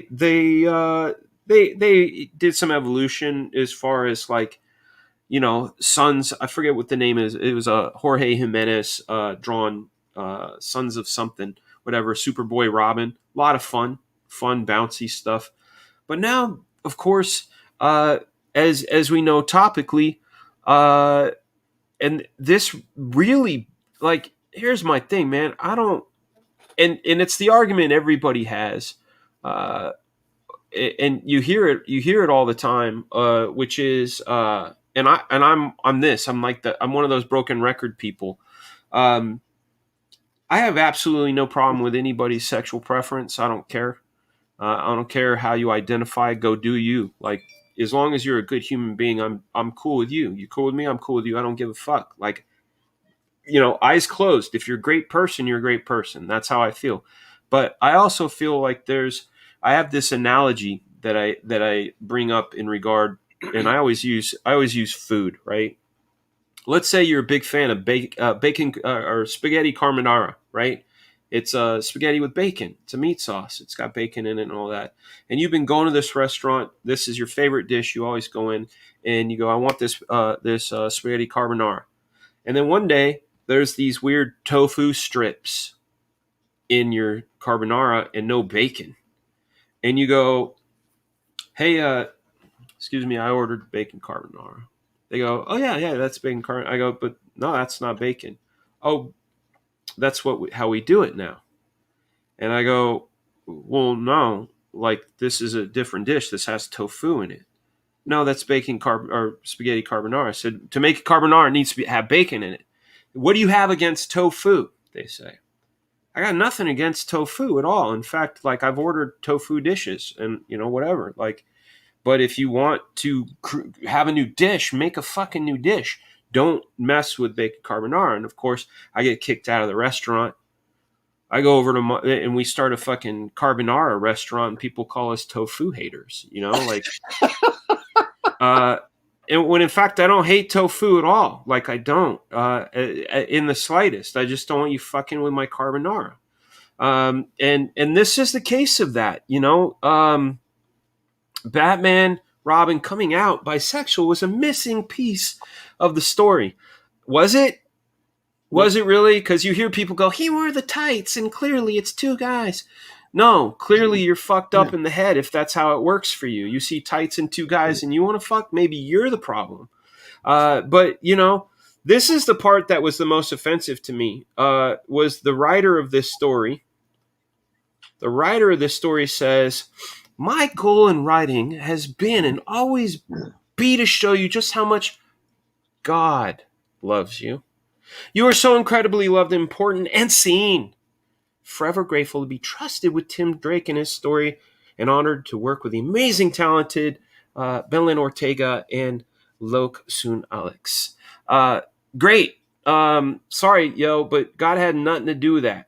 That is, my dad used to say something to me, and he was great. I love my dad. He gave us some hard fucking shit when we were kids growing up on the farm, and stuff I was angry, pissed about, but he dropped some gems back in the day, he used to say though, and it's any Christian person and, anybody that's not atheist or whatever, it's still the fact. Anybody that's trying to deceive you can give you 99% truth and 1% lie. And that lie spoils everything, right? That's what this whole bullshit is, bringing up God in this situation. Oh, God told me to do this. Fuck off. No, he didn't. Who is the writer? I can't read her name. It is Megan Fitzmartin. And then, if someone else said, well, it's official. Tim Drake Robin is canon bisexual. Kudos to the writers for weaving this chapter so greatly and tastefully into Batman mythos from a longtime Tim Drake fan. Okay, great. You're a Tim Drake fan. Maybe you were fantasizing about homie. That's great. But like, oh man, have characters. Sell your tofu dish somewhere else is all I'm saying. I gave my own this is my commentary, guys. But anyway, they turned a character that was represented someone like me. I've always had mentors throughout my life. My dad, my grandfather, Fred Jackson, Brian Murray, Graham to a certain extent, sort of on a satellite way. I listen a lot to what Graham says. A character like Robin to me, it represents that somebody that is seeking to better themselves through the example of someone else, and now they're saying nah, man, suck a dick, which is not okay. Like, I mean, it's okay if that's what you want to do, but this character, that's not this character. And I said to my wife, I said, what they're telling me, because I have a lot of friends that are bi. I've talked to them about this, and I said, you work every single day with a good-looking bachelor who is a billionaire. Oh, I'd want to suck his dick. That's what they say. So now you're telling me that's on Robin's mind all the time. Really? Like you did that? You did that? Like, do it with another character, man. This is children's literature. You know, Right. I'm sorry, you know, if I'm going to insult any fans out there, but superheroes are primarily children's literature, and we're aging them up, and we're trying to put our own things into it. These mores that have no place, you know, they're great when we instill these characters with classic ideals, you know, universal ideals that everybody understands. You know, this is niche marketing that is killing the industry. It's killing sales, and just a few people. Is it niche marketing though?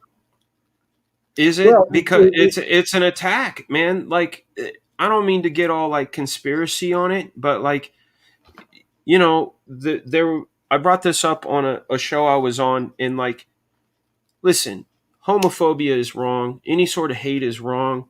Absolutely. Like, I co-sign on all that. Hate is wrong. Discrimination is wrong. But when you're forcing ideologies upon people, and like Billy said, if you disagree with it, immediately you're a hater and you're this thing. Well, right. Way to have an open adult conversation, people. Like, it's not black and white. It's literally like, listen, you clearly you're hurting in some sort of way. Like I mean, obviously, like, clearly, like, you read their tweets and shit, they're hurting. I'm tired. I'm broke. I'm this, that. I'm not represented. All this shit. Yeah. Clearly, they're hurting. Yeah. But going on and going on to something that is pre-established, that are people's favorites, and dismantling them and eviscerating ideas, and then when people say, wait a second, and then telling them they're wrong and pieces of shit, is just as bad. They're causing just, if not more, hurt that they're feeling. And it's bullshit. Like, if you want this thing that you say you want, go make it. Don't take it. Make it. You know what I'm saying? Oh, absolutely. Absolutely. Yeah, That's cool, man. It just seems like I said, again, I like the idea of creating new characters. Why change it? They've kind of done that so many times. I mean, how many members of the Bat family are gay now?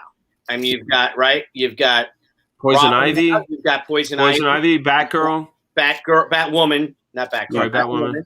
Harley Quinn. Right, Harley Quinn. You're right. You're right. That I think her name is Montoya. Montoya. I'll tell you though, I really hope that Penguin is, because goddamn those fins. Flipper me. That's what I'm talking about. Rub me with your flippers. Work me, bro.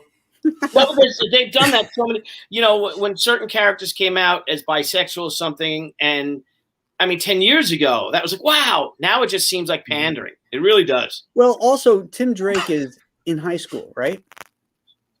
Is he? Yeah. Well, unless they've aged him college. I think he's like a freshman in college or something. Is he in college now? Is this Tim Drake that's in love with Starfire, though? From like which Batman is it? You mean which Robin? No, that was Dick Grayson. That's Dick Grayson. But he had some. He was in love with some girl called the Spoiler, or something. Oh yeah. Like Tim that. Drake was in love with the Spoiler. Yeah. Yeah, that was a character Chuck created. You know, let him. Who cares? You know, I really don't care, to be honest with you. Let him. You know, knock yourselves out.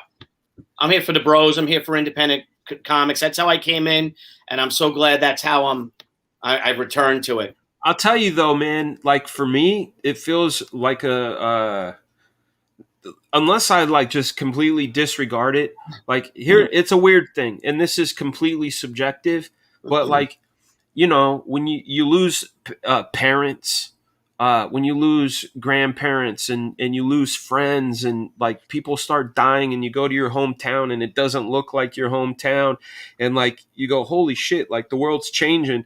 And then like characters you love and TV shows and all this stuff, you start feeling really fucking boxed in. Do you know what I mean? Like you look around you and you go, fuck, nothing's the same anymore. And that's, to me, that's what I fight against. I go, I'm going to make the most badass shit I can be. I'm going to make the music I want. I'm going to go put on the shows and create in a way that creates the world I want to live in, because this one is turning to shit fast. Well, Certainly pop culture wise. I'm sorry, aren't we watching really sort of what we were just talking about earlier about revisionist history, right? It's like they don't want to deal with the reality of the Civil War, so we're going to tear down all the statues so we can pretend it never happened, right? Right. Or you see, the problem is that back when these characters were created, there wasn't enough representation in the creative field of, gay people or people of color or whatever, right? So now we have to go back and fix all of those mistakes that these people made, instead of understanding that the people that created these characters when they created them was generally a bunch of white guys for a largely white audience, right? So that's who they created these and straight audience, right? So now that culturally that's not cool anymore, so now we have to go back and fix history, right? We have to tear the statues down and change them so that they fit our narrative today, instead of, like you're saying, is going, well, okay, maybe the creative people in the industry are different now, so let's create different characters that reflect that. Or maybe the audience is different now, so let's create new characters that reflect that. Instead, no, let's go back and destroy all the old stuff that everybody became accustomed to. I was watching some of your boy Zach's videos today, and there was some SJWs complaining about Substack and how it was all a bunch of white guys that got picked for this thing. And I said, listen, man, like, I'm all in 100% on a meritocracy. Like, and I'll Pepsi challenge anybody. Like, there was a trans writer complaining that the trans writer wasn't represented. And, it felt like this almost like blackmail of like, you better have a trans writer or, and it's like, okay, how about we Pepsi challenge this shit? You lay out your manuscript. I don't care. You say it's all white men, not you, Aaron, but this person. It's all white males. Is it like, how about you lay out your manuscripts?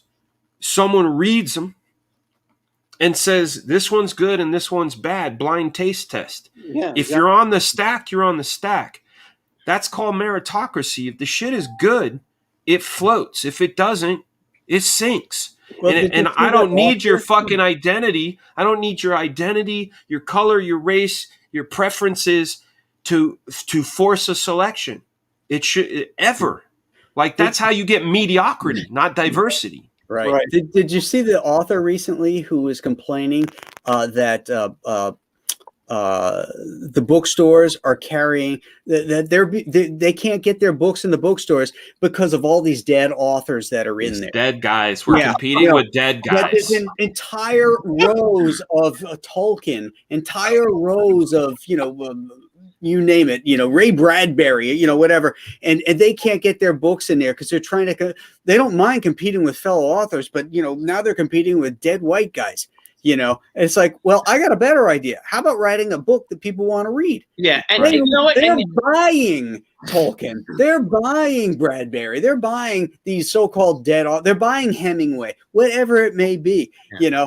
You can't get in because your book sucks. Yeah, and this is a business, and they're saying if somebody was complaining, why aren't there no trans writers, trans creators, say in the new what's it called? Slut Stack. No, it's Substack. Substack. I think it's a great thing. I think it's a great thing for creators. I want to explore it more. But the thing is that there's no shortage of trans writers or artists not getting shots at the big two with premier A1 titles. They're not. They are getting those shots. It's just because you may be, a trans person doesn't necessarily mean that you're a talented trans person. Right. Talented writer. Mm-hmm. They're pushing themselves more on who they are rather than what they can do, it seems. And why should we know, Billy? Right. Why should we know if you're trans or if you're a woman or if you're black when you're writing a story? Right. Right. The story is everything. Right. And trust me, you should know or even care. Right. And you know what? They don't care. The fans don't care. what someone's sexual persuasion is. They don't care what race, color, creed someone is, religion. They don't care. They want good stories. And if you are, let's say, a trans person, and you're writing these great stories that connect with the audience, with the people that actually buy these books, trust me, Substack or whatever they're called would have you there. They would offer you a contract because it's about money and it's about business. And there are, and there is probably, I bet you, there's some young person, you know, or maybe some older person didn't get their shot, and trust me, when they will, and they're good. It's based on merit. They will do well and they will be hugely successful. But it's not to hire someone on who they are, but rather what they can do. And it's because they've tried that, and they're not selling. They failed. You know what, Billy? I had a channel that was completely nuked a year ago, right? I remember it was the Couch Doodles channel. I had like 6,000 subs. I started in 2006 of all times. It was like when YouTube started, I started, but you know, I didn't start really cultivating it until then. And I did that particular episode. It was right around the time Halle Berry was up to play a role of a trans person, right? Mm-hmm. And the trans community came after her and said, "How dare you?" And you know, you have no right, and all this stuff, you know. And she backed down. She said, "Oh," and she apologized. "You're right. I didn't know," and blah blah blah. And it drove that particular time. That this was the episode that I got shut down on. They said it was a bunch of other stuff. They said it was sexually explicit or whatever. I had a girl with a bikini on my thumbnail, which is nothing compared to a Nicki Minaj video. You know, right. But I had this discussion about this, and I said, you know, when someone plays a serial killer as an actor, you know, did Anthony Hopkins have to eat somebody? Like, were all the cannibals like pissed off? You know, that like, how dare you? You don't know what it's like to be a fucking hyper intelligent cannibal. How dare you? And he's like, "Oh fuck, sorry guys." Like, no, like it's yeah, that's right. Death Metal Hero was there. He was on the show, and Jay Money was there. But it was this whole thing about like, you can't do it because you're not an expert in it. And like, for me, I feel like authenticity comes from exposure, right? Exposure could be either living it or fully researching it, right? Like someone who does a real authentic story about serial killers doesn't go out and kill people, but they'll read, and you know, she, they, them, Zier, whoever is writing that story will go out and research the hell out of it to get into the mind of that character to make it as authentic as possible. But the problem these days is these crazy folks, I'm just going to call them crazy, that feel like they should be hired based solely on their identity. They're wrong. They're absolutely wrong. They have a sense of entitlement. Yeah. And that's where identity politics comes in. What about like on that new show? Oh God, the name of it, Boddington or something like that, where you have an African English woman, I believe, playing Queen Victoria. So what? It's acting. Yeah, you know, no one's up in arms about that. They're not roaring about that. Right. You know, but I'm sorry, Queen Victoria was a white English lady of German descent. That's what she was. You know? Right. But you don't see them complaining about that. So it depends who and what they complain about. It's like certain religions you can make fun of, you know, in books. Now, did that queen have red hair? No, you know if she had red hair? Because there's actually a meme. There's a meme out there, and memes are generated on the fact, like, that's the thing we used to joke about with jokes, you know, like stereotypes and jokes are out there because there's enough of the instances of that in real life to make you laugh about it. I relate to that. That's funny, right? So there's a meme out there that basically, if the character has red hair, they can easily be swapped with an African-American person. Oh, yeah, easily. The redhead, green-eyed. Yeah, if you have the red, green eyes is like the rarest combination of human. Yeah, but those are like, you know, Jimmy Olsen, you know, like, it's crazy. It's crazy. They're all being race swapped for the rarest. It's crazy. Like the most common person, which is brown hair and brown eyes, which is the most common human. Right. Pretty funny.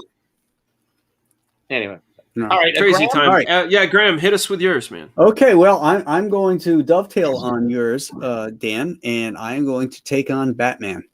Yeah. Batman is a character that has changed quite a bit over the decades. It's easy to point out, okay, when he first came out, he was a two-gun vigilante in the form of the Shadow.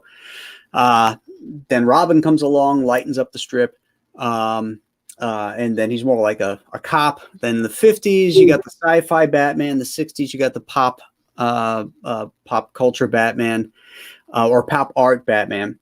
And then we get to the late 1960s, early 1970s, when Frank Robbins and Denny O'Neil start to change and take Batman back to his roots.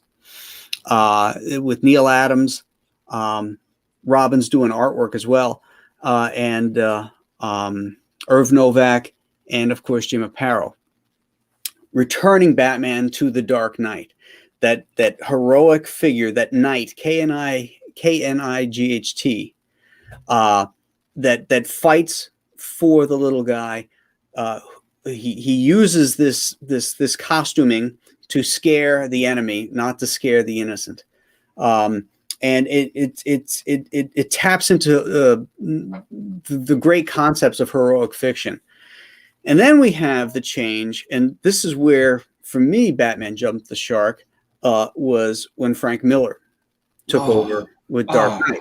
I know. And let me explain why.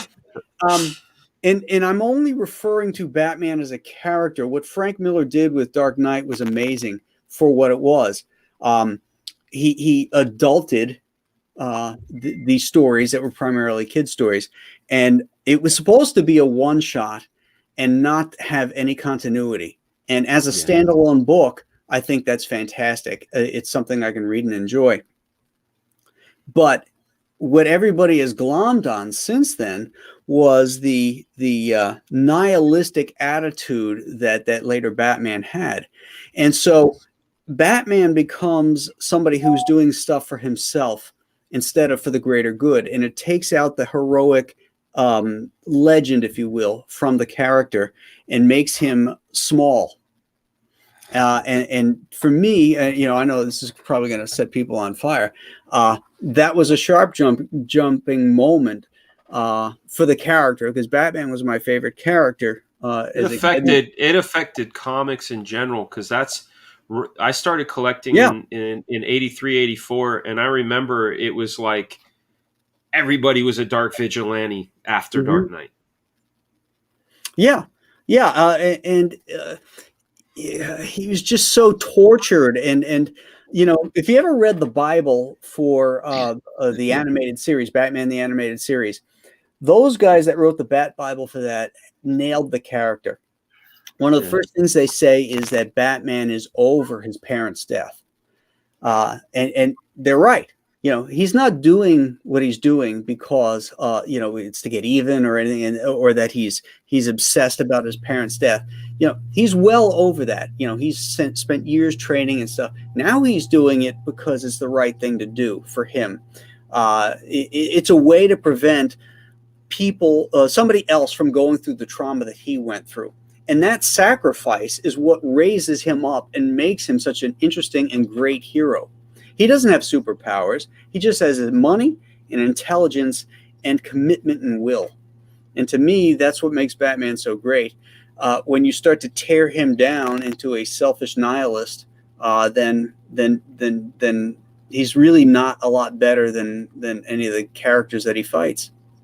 I always call them episodes. The issues that you had done, were you satisfied with the character version you got to portray, or were there instances in those books where you felt it going towards the way you didn't like and you softened it towards the way you did?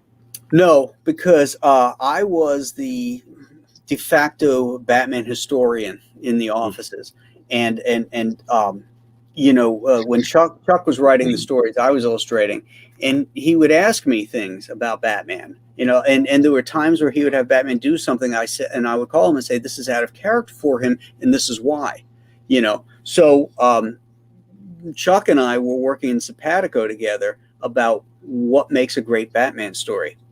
And so, we had a ball, doing that kind of Batman because it still stayed true to the heroic nature of who he is.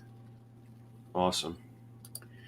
William Sleeper, thank you for the $1.99 All-Star Bat and Robin. Crazy. Come on, Frank, really? Yeah, it was little bananas. Little bananas. Yeah, he was just all of them. But Batman doesn't go down now. He does not go down. Yeah, who wrote that? Oh yeah, there's the other thing. Was that Batman and Catwoman on the roof. For God's sake, you're talking about the Tom King, emo Batman. So Tom King wanted him to go down on Catwoman, and the editor said no, or Tom King said no. I think it was a DC decision. That's a dumb. I thought they showed it. Did they not show it? Yeah, I thought they did too. I mean, honestly, we shouldn't even be getting into these discussions. Who cares? Yeah. Amen. Seriously, Amen. when you're talking about stuff like that in comic books or even fine literature, it's like that should be the nailed it. Moses, and let's move on. Nailed it. But it's happening. I know. Wraith. It's happening. Well, it is our it is our industry. It is going on, and it is the number 2, the second largest publisher in the industry, with arguably the most popular, famous character in the entire industry. So no argument about it. He is. Batman is what keeps the lights on for these guys. So, and they just don't seem to have any idea how to handle this character. And I'm not. I'm having an allergy attack. An allergy? Allergy. Oh, he's having an analogy attack. Yeah. It's like when. Oh shit. Oh man. Well, okay. A good one. We covered everybody, right? Yep. Yeah. Okay. I'm depressed. That's a lot. We need to have a happy show. I'm gonna go have for myself right now. Go have some chocolate serotonin, man. A little bit of dark chocolate is like a hug. So who has the show next week? Oh, all right. What's gonna happen, don't you? Oh, are we doing our quiz? Oh heck yeah, we are. What is it? Is it comic quiz? It's going to be a broad subject though. There's going to be like automobile stuff. There's going to be pop culture. There's going to be a wide variety this time. So it's like Trivial Pursuits. Yeah. Nice. Hey, my stepson gave me a crazy piece of information the other day. And of course, as teenagers do. And I said to him, that needs to be a Jeopardy question. And he goes, what do you mean? And I said, I'll take crazy long things. And then 26.4. And then the answer would be, how long is the world's longest shit? Oh my God. Beep, beep, beep. You're a winner. You're the only person I can even think of that would even know that. It's true, though. The world's longest shit's like 26 feet. I believe it. Hey, Bark Lounger, thank you for the $5 super chat. He's got a good point here. Batman, the super intelligent detective, the greatest detective in the world, didn't know Robin was gay all these years?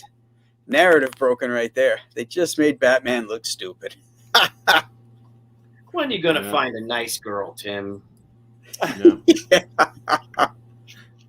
Or maybe he did, and he's like, "Here's your outfit." Mike Douglas would always ask, "See this? The really cool Nightwing outfit. This could have been yours, but here." Put the little booties on. There you go. Oh All right, so next week, the traveling troubadours, as we are known, professionals, will be on Aaron Lepresti's channel. So subscribe to Aaron's channel if you haven't done so. Subscribe to Dan's, subscribe to Billy's, and to subscribe to this one. Billy, I just got a text from Julia. She says, "Happy birthday, Billy." Thank you, Julia. It's your birthday today? Tomorrow. Tomorrow. Okay. Wow, So Williams has a birthday today. He's in the audience right now. Who is? it's Brohawk's birthday? Yeah. Who's? Happy birthday, Dave. Hey, Brohawk Williams, David Brohawk Williams' birthday today. Hey, happy birthday. Happy birthday, brother. happy birthday, Dave. Big love for Dave. Hell Big yeah. love. I hope you're having a good one. All right, I'm brother. gonna go pop on to the Brofessionals now. We got Matt Hawkins is in the house, so I'd like to say hi to my pal Matt Hawkins. Matt Hawkins is here? He's on the Pop XP right now. Oh, cool. Tell him I said hi, or I'll You tell will? him hello. All right. I remember his first day. I remember the day he got hired at Mile High Comics. Oh, That was crazy. Oh yeah. Were you sitting there with Rob? Yes, I was. And he said, "I need a was job, there. right?" Yeah, no. Matt was there with some girl, and he saw a couple other people get hired, and he said, fuck it, I'll see if I could get a job, and he did. I'll tell him that. That's great. Yeah, that's crazy. All right, Okay, fellas. gang. Thank you, everybody who's in the chat room. You guys were awesome tonight. Thank you for stopping by and watching the show, and we all appreciate it. If you haven't backed the projects that all these talented guys are working on, all the links are in the description of the show.